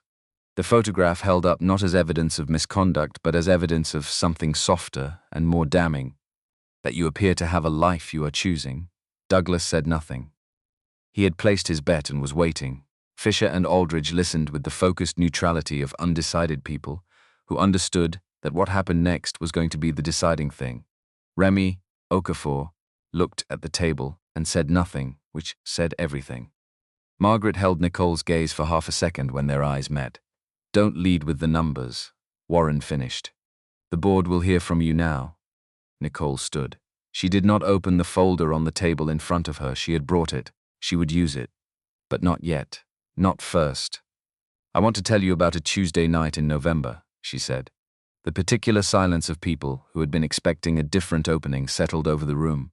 I had dinner with a man who told me 3 times what a piece of jewelry cost and called me a strategic opportunity in the same sentence. And I sat across the table from him and thought, this is what my life looks like. This is the best available version of what my world has to offer me. A man who sees my valuation and calls it attraction. She paused. I walked out. Drove to a neighborhood people in this room would call modest. And the next morning I met a man who looked at me over a fence and asked if I was okay. Not because he knew who I was, because he could see that I was tired. Fisher had stopped writing on his notepad. 14 years, Nicole continued. I have sat at this table and made decisions that turned a concept into a company that employs 4,000 people, that operates in a market that didn't exist when we entered it, that has produced every return this board has ever set as a benchmark. She looked at Warren directly. And the first time you question my judgment is because I have a home I love and people in my life who don't appear on a balance sheet. She let that sit in the room for a moment. I want you to think about what that says. Not about me, about this room. About what we have decided a leader is allowed to be. Aldridge had set her pen down entirely. I'm not resigning, Nicole said. I'm not transitioning. I'm not taking any version of the exit that's been proposed. And I'm not apologizing for living a life that is mine. She reached into the folder, slid 3 documents across the table. But I will show you this. Quarterly projections, revised upward by 14%. 3 partnership agreements closing the following month. The product launch timeline for the market segment Meridian had been targeting since the Series B. Not the argument, the evidence. The evidence that the life she had been building outside this building had cost Meridian precisely nothing. Not $1. Not 1 point of investor confidence. Not 1 quarter of performance. My life outside this room, she said, has not changed a single number on that table. What it has cost me is my willingness to pretend that a balance sheet is the whole of what a person is supposed to be. She sat down. Call the vote. Warren looked at her for a moment that had length to it. Then, all in favor of the confidence motion as written, Warren, Sylvia, Douglas, silence. Fisher looked at the documents, looked at Nicole. Something moving in his face, not dramatic, just the quiet movement of a decision arriving. Opposed. Aldridge. Opposed. Margaret. Opposed. Howard Chen. Opposed. Remy Okafor looked across the table at Nicole with the expression of someone who has been listening very carefully and has arrived exactly where he intended to arrive. Opposed. And for the record, he paused. Let the room be quiet for 1 more second. I think this board owes the CEO an apology. 5-3. Warren was quiet for a moment that had genuine length, the length of a man recalculating, finding the number, accepting what the number was. Then he nodded at Nicole. Not warmly, not with any quality that could be called warmth, but without pretense. The acknowledgement of a person who has been on the wrong side of the count, and knows it and will not pretend otherwise. The motion fails. She was in the parking structure by 2:15, sat in the car without starting the engine. Hands on the wheel, not shaking. Not relieved in the way she'd expected relief to feel, lighter, emptied of something. What she actually felt was clean, swept clear. The specific clarity of a room after everything unnecessary has been removed, when what remains is only what was always going to remain. She reached into the inside pocket of her blazer, Lily's folded paper. She opened it carefully. The way you open something you understand is going to matter. The drawing was everything she should have anticipated, and more than she was prepared for. 3 figures in the center, rendered with the proportional care Lily brought to everything she made: the tall one in a navy uniform, the small one in a soccer jersey, the medium one in a blazer that Lily had clearly worked hard to get right, the lapels precise, the posture straight, all 3 holding hands. Beside them, a small house with a window and a door, and something in the window that Nicole looked at for a long moment before she understood. It was Felix, 2 marker dots for eyes, a small worried line for a mouth, faithful at his post. Underneath, in the largest letters on the page, the sentence that left no room for interpretation. This is us, don't forget. Nicole sat in the parking structure on the 34th floor of 14 years of her professional life, and held a child's drawing in both hands and understood clearly, without the option of managing how it landed, that the most important argument she would ever make was not the one she had made 20 minutes ago, in a room full of people with financial stakes in her decisions. It was the one she had been making every day for 9 months, with fractions and pasta and cherry vitamins and soccer sidelines and phone calls with satellite lag, with showing up, with staying, with being the person who was there when the morning started. She sat with it for another minute. Then she started the car. She drove back to Coronado. She picked up Lily from Sandra's at 4:30. Lily came down the front steps, assessed Nicole's face with the precision she always brought to this task, and announced, "You won. How do you know? You look like Dad looks when he's tired, but it was the right kind." She took Nicole's hand as they crossed the street, which she did sometimes without appearing to notice she was doing it, the unconscious reach of someone who has decided this is a reliable hand to hold. "What happened?" "I told them the truth." "About what?" "About what matters." Nicole looked down at her. "About you and your dad and Felix and not wanting to disappear." Lily considered this for half a block, with the seriousness she brought to things that deserved it. "Did it work?" "Yes." She nodded with the satisfaction of someone whose hypothesis has been confirmed by data. "Truth usually does," she said, in the tone of a person who has tested this proposition repeatedly and found it reliable across a variety of conditions. They went home. Nicole made dinner. Lily did homework at the kitchen table and provided running commentary on a dispute she'd had with a classmate named Tyler about whether dolphins were smarter than dogs, a question she felt had an obvious answer that Tyler was being deliberately resistant about, for reasons she found philosophically frustrating. Felix was on the windowsill. The paper chain jar sat on the counter. 2 links left on the wall, 2 days. Nicole sat across from Lily and thought, "This is what I fought for today." Not only the company, she had fought for the company because it was hers, and it deserved fighting for, and 4,000 people depended on decisions made well. But this kitchen, this child's voice, this specific ordinary evening on a street that someone had called a liability in cream stationery, as if the ordinary lives of ordinary people were a thing to be managed rather than the entire point. She looked at Lily explaining dolphin cognition with the intensity of a doctoral candidate and thought, "I would fight for this every single time. There is no version of this where I don't fight for this." Saturday arrived the way significant days always arrived, preceded by a night that moved too slowly and a morning that moved too fast. The last link came off the chain at 7:40 a.m. Lily tore it with a deliberateness that was nothing like the earlier weeks. She held it in her palm afterward and looked at it, this small paper loop that had been, for 63 mornings, the visible measure of something that had no other visible form, the proof that time was passing, that he was getting closer, that the distance was finite. Then she looked at Nicole across the kitchen. "Today," she said. "Today," Nicole confirmed. Lily closed her hand around the link, put it in the jar with the others, picked up the jar and set it on the counter with a care that was its own kind of ceremony, deliberate, final, marking a completion. Then she turned around with the energy of someone who has been waiting 63 days and is not going to waste another minute of the 64th. "What time?" "Base called last night. Estimated 2 to 3. Could be 4 if there are processing delays. That's a lot of possible times." "It is. How do we wait?" Lily said it with the genuine pragmatism of someone who has thought about this and recognizes it as a logistical problem requiring a solution. "Because if we just sit here, I'm going to lose my mind." That's what Mrs. Pacheco says. That waiting without doing something makes her lose her mind. "Mrs. Pacheco is a wise woman," Nicole said. "We make breakfast, clean up. You practice penalty kicks in the backyard. Then we get dressed and we go." "What are you wearing?" "Something nice." Lily's expression indicated that something nice was acceptable, but that she would be conducting an evaluation of the result. "First impressions matter." "Yes. I heard you the first time and the second time." Lily disappeared to get ready, satisfied. Nicole stood at the kitchen window and looked at the quiet street and thought about a man on a ship getting closer, somewhere on the Pacific, and about the difference between the version of this moment she had been imagining and the version that was actually coming, and found with something like surprise that she was not afraid of the gap between them.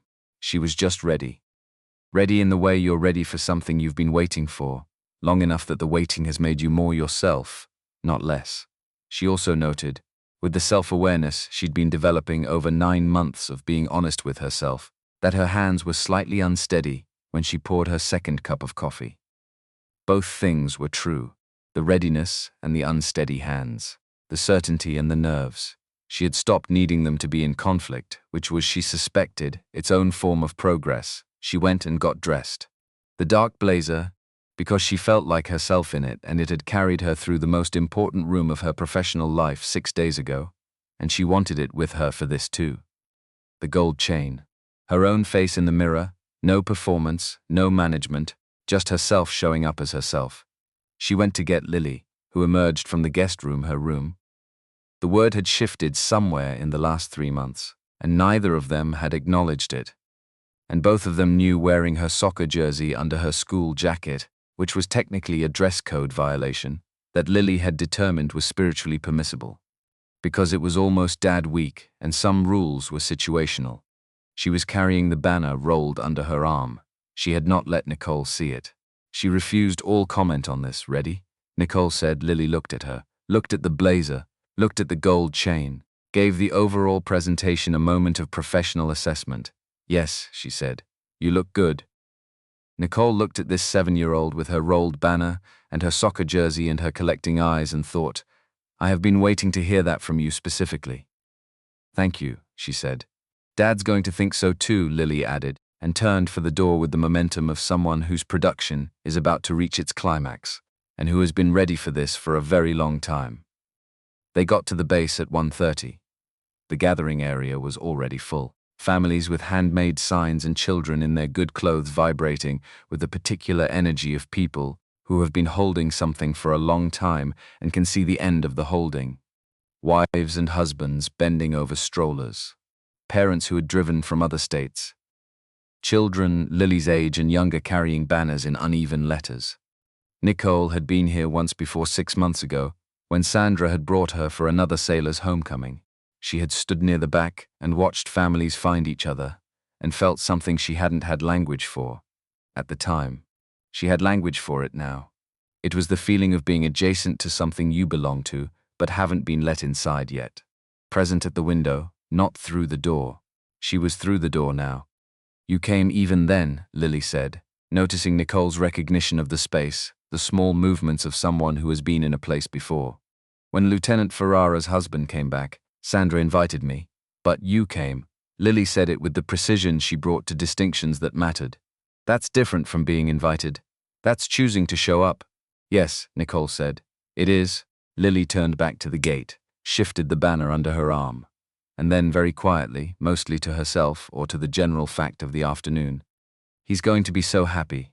Nicole's throat was not available for a response. She put her hand on Lily's shoulder instead. Lily leaned back against her just slightly.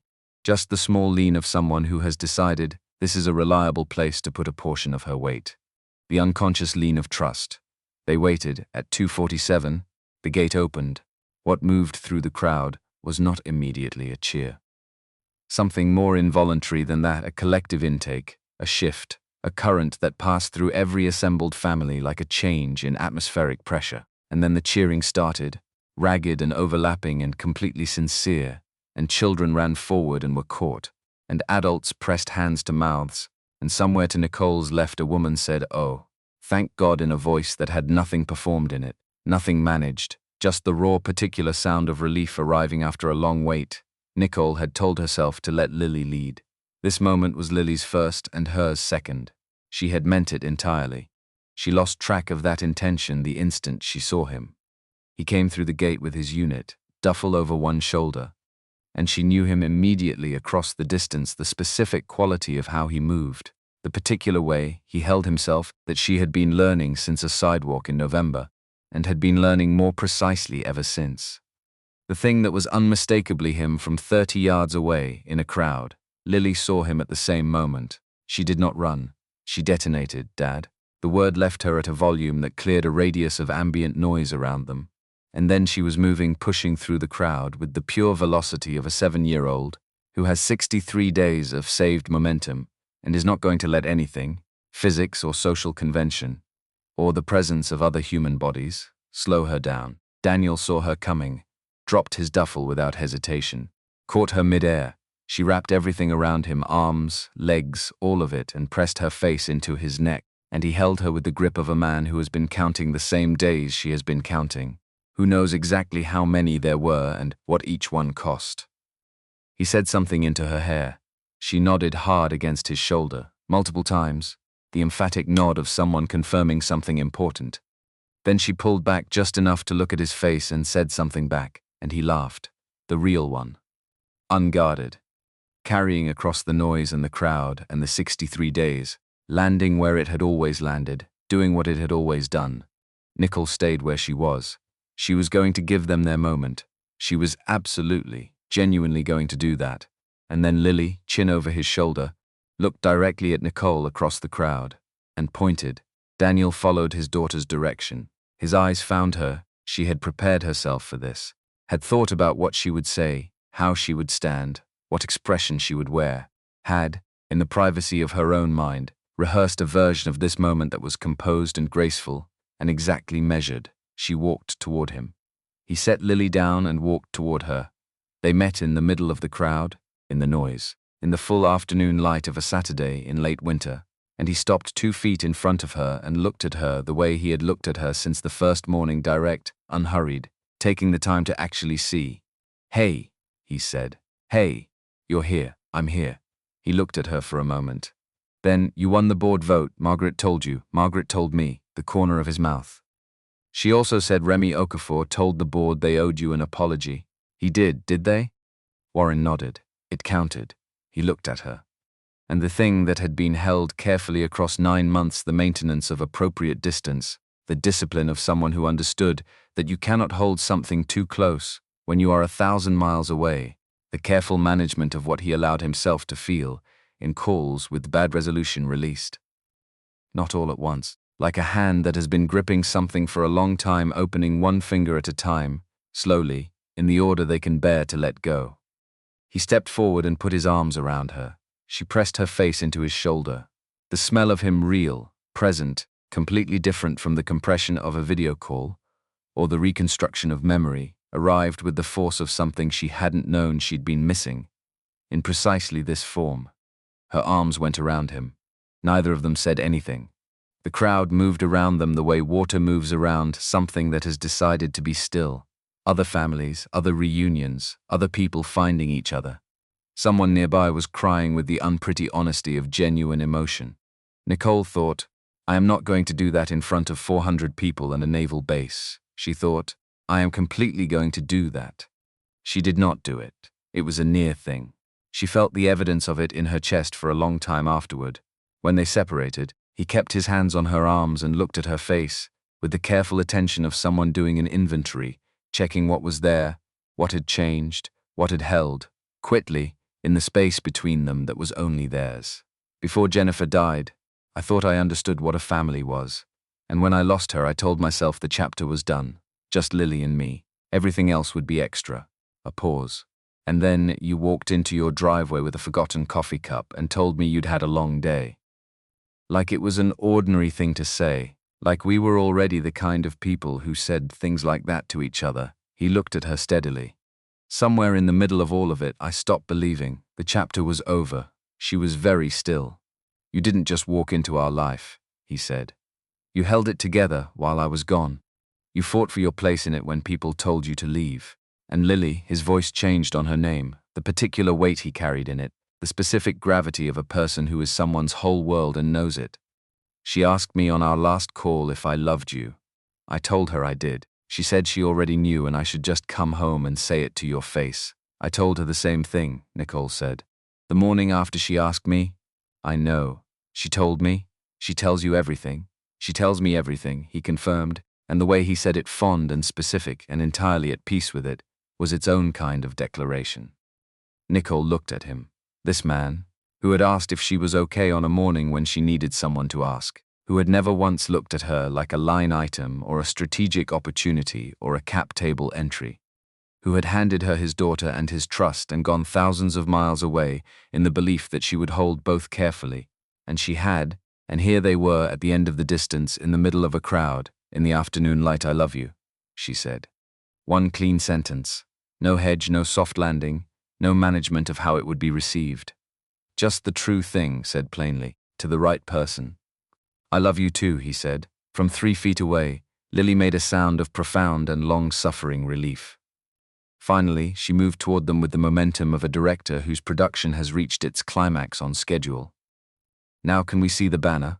She unrolled it. Nicole looked at it and understood immediately, the way you understand things that are completely right, that this was the best thing Lily had ever made. Poster board, every color of marker she owned, the architectural confidence of someone who hadn't consulted a layout before starting because she didn't need to, who had begun with what she knew and trusted the rest to follow. Across the top, welcome home, Dad.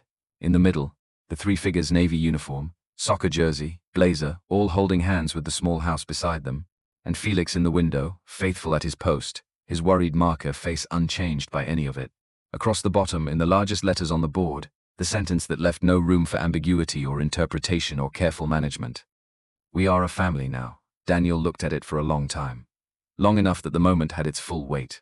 Then he crouched down to Lily's eye level and looked at his daughter, this child, who had corrected his math and named a cactus and knocked on the neighbor's door because she needed fractions and had somehow, in the process, built something none of them had planned for. Yeah, he said. We are. Lily lifted the banner higher. The woman nearest to them, a stranger, someone from a different family who had been standing close enough to hear, started crying with the uncomplicated honesty of witnessing something real and being moved by it. The way people are moved when they recognize the truth in someone else's life. Nicole felt the evidence of it arrive in her own chest, rose to meet it, held it just barely at bay. Lily noticed, produced a folded paper napkin from her jacket pocket, and held it out to Nicole without comment or expression, just the simple offer of someone who had anticipated this possibility and prepared for it. She had come ready. Of course she had. Nicole took the napkin. Thank you, she said quietly. You're welcome. Lily said it with the dignity of someone who has managed a complex logistical operation and seen it through to a successful conclusion. Then she looked between Nicole and her father. Can we go home now? Mrs. Pacheco said she'd make something if we came over before 5. Yes, Daniel said. We can go home. They went home. The word home arrived in Nicole's mind with a different weight than it had ever carried before. Not destination, not location. Something that included Felix on the windowsill, and the jar of paper links on the counter, and a banner that was going up on the wall as soon as they found the right tape. Something that included Lily's room, which was what the guest room was called now, what it had been called for months, the word having shifted without announcement and without resistance. Because it was simply the right word, and everyone knew it. Daniel walked through his front door and stopped in the middle of the living room. He stood there for a moment with the stillness of a man recalibrating, taking in the space, noting what had changed and what had held, reassembling his understanding of where he was. The throw blanket on the couch that hadn't been there before. Lily's drawing on the refrigerator. The subtle reorganization of a house that has been lived in by people who loved the person who owned it and wanted it to be ready for when he came back. He saw Felix on the windowsill, the nightlight still plugged in beside him, because Lily had decided Felix needed company during the dark, and Nicole had never unplugged it. You brought Felix here, he said. He needed company. He's a cactus. Lily was very concerned about him. He looked at the cactus with the expression of a man who has been gone 9 months, and returned to find his houseplant has a nightlight and a worried face drawn on his pot. Then he looked at Nicole. That quiet, private thing on his face. Did he grow? Lily measured, twice. With a ruler she labeled official Felix ruler in her best handwriting. He shook his head slowly. Not in disbelief, in something warmer than that. He was home. He was actually home. And the cactus had been tended, and his daughter had a banner, and the woman he loved was standing in his kitchen, and all of it was exactly as real as he'd been allowing himself to believe it would be. He moved through the house, relearning it the way you relearn a language you've been away from, opening the cabinet to confirm. The mugs were where he'd left them, running the water for a moment, sitting down at the kitchen table and looking around the room with the look of someone who is grateful to be exactly where he is. Then Lily climbed up on the counter stool with the efficiency of someone whose next agenda item is already prepared. Dad, we need to talk about what happens next. It's been 3 hours, I know. But there are questions that need answers. What questions, like? She arranged her thoughts with the efficiency of someone who has had 63 days to develop them. Is Miss Nicole going to live next door forever, or is she going to live here? Because her house is right there and our house is right here. And that's a lot of going back and forth when you could just... She gestured at the general concept of consolidation with the pragmatism of someone who considers this a solved problem. Daniel looked at Nicole. Nicole looked at Daniel. Both of them looked at Lily. "I'm not rushing anything," Lily said, in exactly the tone of someone who is absolutely rushing something and does not consider this a contradiction. "I'm just saying her toothbrush is already in the bathroom. The blue one. By the sink." A silence that was, depending on where you were sitting, either deeply uncomfortable or the funniest thing that had happened in months. "It's convenient," Nicole said.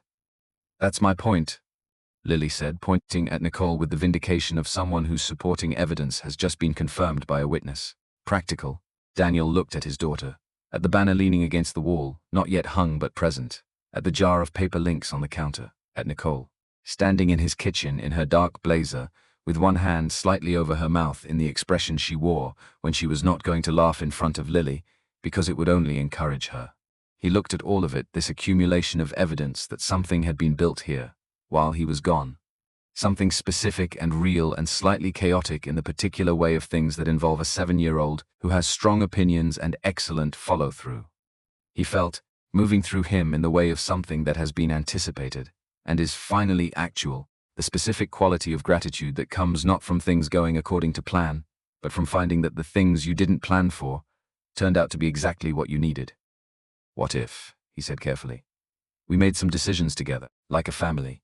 Without rushing, Lily considered this with the seriousness it deserved. How slow is not rushing? "Lily, I'm almost 8. I'm mature." She looked at Nicole. "Tell him, she's not wrong," Nicole said. "You're not helping," Daniel said. "I'm being accurate." Which is a thing she asked me to always be. He looked at his daughter, at Nicole, at the evidence of 9 months arranged across the surfaces of his kitchen, and understood quietly, completely, without needing to announce it, that the two people in this room with him were going to be the specific challenge and the specific joy of every day for the foreseeable future of his life. He found he had no objection to that, none at all. "Together," he said. "We figure it out together." Lily nodded with the satisfaction of someone whose motion has been passed and is now ready to move on to implementation. She grabbed the nightlight off the counter. "I'm going to put Felix's light back where he likes it." She disappeared into the living room. They were alone in the kitchen for the first time in 9 months. Real alone, not the mediated proximity of a video call, not the careful maintenance of distance across satellite connection. Fully, physically alone in the quiet kitchen at the end of a long day that had been many things. He crossed the kitchen. He kissed her, quiet and certain, the kind that doesn't announce its own importance, the kind that says, "I have known this. I have known this for a long time, and the knowing has not changed, and here we are on the other side of the distance, and it is still exactly true." The confirmation of something that had been true before it was possible to say it out loud, the arrival at a place both of them had been moving toward without always being able to see it. From the living room, Lily's voice, carrying the full weight of 9 months of patience, finally rewarded. Finally. Oh my gosh. Finally, they broke apart. Nicole pressed her hand over her mouth. Daniel put his forehead down on her shoulder and shook with a laugh he was trying to contain and failing. The real laugh, the unguarded one.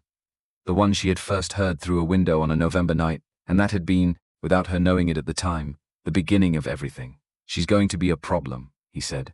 "She's going to be spectacular," Nicole said. And they were both completely right. 6 months later, on a Saturday morning in late spring, Daniel stood in the backyard of their house, the singular version. The decision made together over coffee on a Sunday morning, 3 weeks after he came home, which had taken in direct contradiction of every timeline Lily had been internally developing, no dramatic negotiation at all. Just two people at a table with coffee, looking at each other, and Daniel saying, "I want you here. Not next door, here." And Nicole saying yes, like it was the simplest thing, because it was. Nicole's house was rented now to a young Navy couple, with 2 small children who had moved in last January, and who had texted Nicole in February to say the neighborhood was exactly what they'd been hoping for. That the neighbors were kind, that Sandra had already brought over cookies. It was still that neighborhood. It was still exactly that Daniel had been thinking about this morning for weeks. Had told Lily, who received the information with the expression of someone who has been expecting this specific development since approximately the day they met, and is relieved the adults have finally caught up. "Just say it exactly right," she had instructed, with the focus of someone who has a significant personal stake in the outcome. "Don't mess it up," he had practiced. More times than he was going to admit to anyone. Nicole was on the porch with her coffee and her book, reading in the morning light the way she had been the night. The whole thing started, before deployments and board meetings and paper chains and banners. Back when she was just the new neighbor with a forgotten coffee cup and a long day behind her. Felix was visible through the kitchen window, in his permanent spot on the sill, grown by 4 millimeters according to the official Felix ruler. Present and reliable as anything worth keeping, Daniel walked up to the porch. Nicole looked up from her book. He sat down in his chair, not the spare, not the extra, just his, and the quiet between them settled in the way it had settled since the second month. Which was completely and without needing to be managed. Can I ask you something? You can always ask me something. The night you came home from that dinner, he looked at her directly. You walked past my window. You stopped, a pause. Why? I've never actually asked you. She was quiet for a moment, not because she didn't know, because the knowing had enough in it, that she wanted to say it carefully. Because you were dancing, she said. And it was the first thing I'd seen in a long time that I didn't have a plan for, that I couldn't put in a spreadsheet or a deck or a strategy document. That wasn't optimizable. She held his gaze. It was just real, and I had forgotten what real looked like. I hadn't even known I'd forgotten. He nodded slowly, the nod of someone who has been waiting for a particular piece of information and recognizes it when it arrives. Then he reached into the pocket of his jacket, a small box. Simple.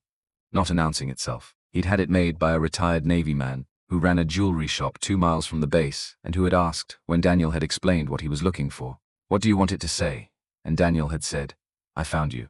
I'm not letting go." And the man had set his tools down and nodded and said, "That's it, that's the whole thing. Right there, inside, a ring, 1 stone, clean setting. The kind that didn't try to outdo itself or make an argument or prove anything. The kind that simply was what it was." Nicole's coffee cup stopped halfway to her mouth. The kitchen door opened. Lily appeared in the doorway. She had been inside, ostensibly reading, actually positioned at the kitchen window with the focused attention of a director whose production is in its final act, and who has been waiting for this scene specifically. She held the doorframe. "Went very, very still, Nicole Torres," Daniel said. The full name, deliberate, with the weight of someone who knows exactly who they're talking to and what that means, and is not taking it for granted. "You stood on a sidewalk and watched through a window because you recognized something you'd been missing. You stayed through the deployment and the board vote and the articles and the phone calls with bad connection and the 63 days. You stayed because you chose us every single day without anyone making you." He held the ring out. "I want to make it official. I want to wake up in the same house and sit on the same porch and argue about how many millimeters Felix has actually grown. And watch Lily graduate and drive each other completely crazy in the ways that only happen between people who genuinely love each other." He held her gaze. "Will you stay? Officially, permanently." As family, Nicole looked at the ring. She looked at Daniel. She looked at Lily in the doorway, standing very still, both hands pressed together in front of her, holding her breath with the full-body intensity of someone whose entire understanding of how things should go is riding on the next word spoken. "Yes," Nicole said. 1 syllable. Clean. No qualifier, no soft landing, no management of the delivery. Just the true thing, said plainly. To the right person, at the right time, in the right place. Lily exhaled so completely she had to grab the doorframe with both hands to stay upright. Daniel slid the ring onto her finger. Stood. She stood. He kissed her, not the confirmation, not the quiet certainty of the kitchen 6 months ago, the arrival. The thing itself, present and real, and arrived at the end of a long journey that had started on a sidewalk on a Tuesday night in November, with a song from a phone speaker, and a laugh with no performance in it. Lily launched off the porch step. There was a moment, brief, complete, irreducible, of all three of them, tangled together in the Saturday morning light on their porch, loud and real and slightly chaotic in exactly the right way. The way of things that are genuinely alive. The way of things that haven't been managed into tidiness but have been allowed to be what they are. Across the street, Sandra Pacheco was on her porch. Had been there, it was immediately clear, for some time. She had the posture of someone who had positioned herself with intent. Finally, she called across the street, with the satisfaction of a woman who has been watching this develop from her front porch for 9 months, and feels that her patience has been amply rewarded. Lily yelled back, at a volume that carried to the end of the block. I know. That's what I said. The morning continued around them. The street did what it always did. A car started somewhere nearby. Someone's sprinklers came on down the block. A dog barked twice in the direction of a squirrel, and then thought better of it. The light moved. The neighborhood breathed. Felix sat on the windowsill, growing his imperceptible millimeters, present and fixed and completely reliable, which was everything you needed from the things that stayed. And on a quiet street in Coronado, California, on a Saturday morning in late spring, a woman who had walked out of a restaurant on a Tuesday night in November and stopped on a sidewalk for a reason she didn't have language 4. Yet stood with her arms around a Navy man and his daughter, their daughter, which was a word she had started using in her own mind months ago, without announcing it, and without needing to, and understood, clearly and without reservation, and without anything held back, that she had not stopped walking by accident. She had stopped because something in her had recognized before the rest of her caught up, before she had words for it, before she understood what she was looking at, that the life she had been building toward was not the one on her resume, was not the board votes and the cover stories and the projections revised upward and the rooms full of people who knew her valuation. It was this porch, this street, this man and this child and their cactus named Felix and the jar of paper links and the banner on the wall that was slightly crooked because Lily had hung it herself and had refused all assistance on the grounds that she had a system. It had always been this. From the very beginning, before she knew it, it had been this, and it was worth every single thing she had fought to keep it. We spend so much time building the life we think we're supposed to want, but how many of us actually stop and ask what we need? If this story moved you, drop a comment with the one moment in your life when you chose real over safe. I want to read every single one.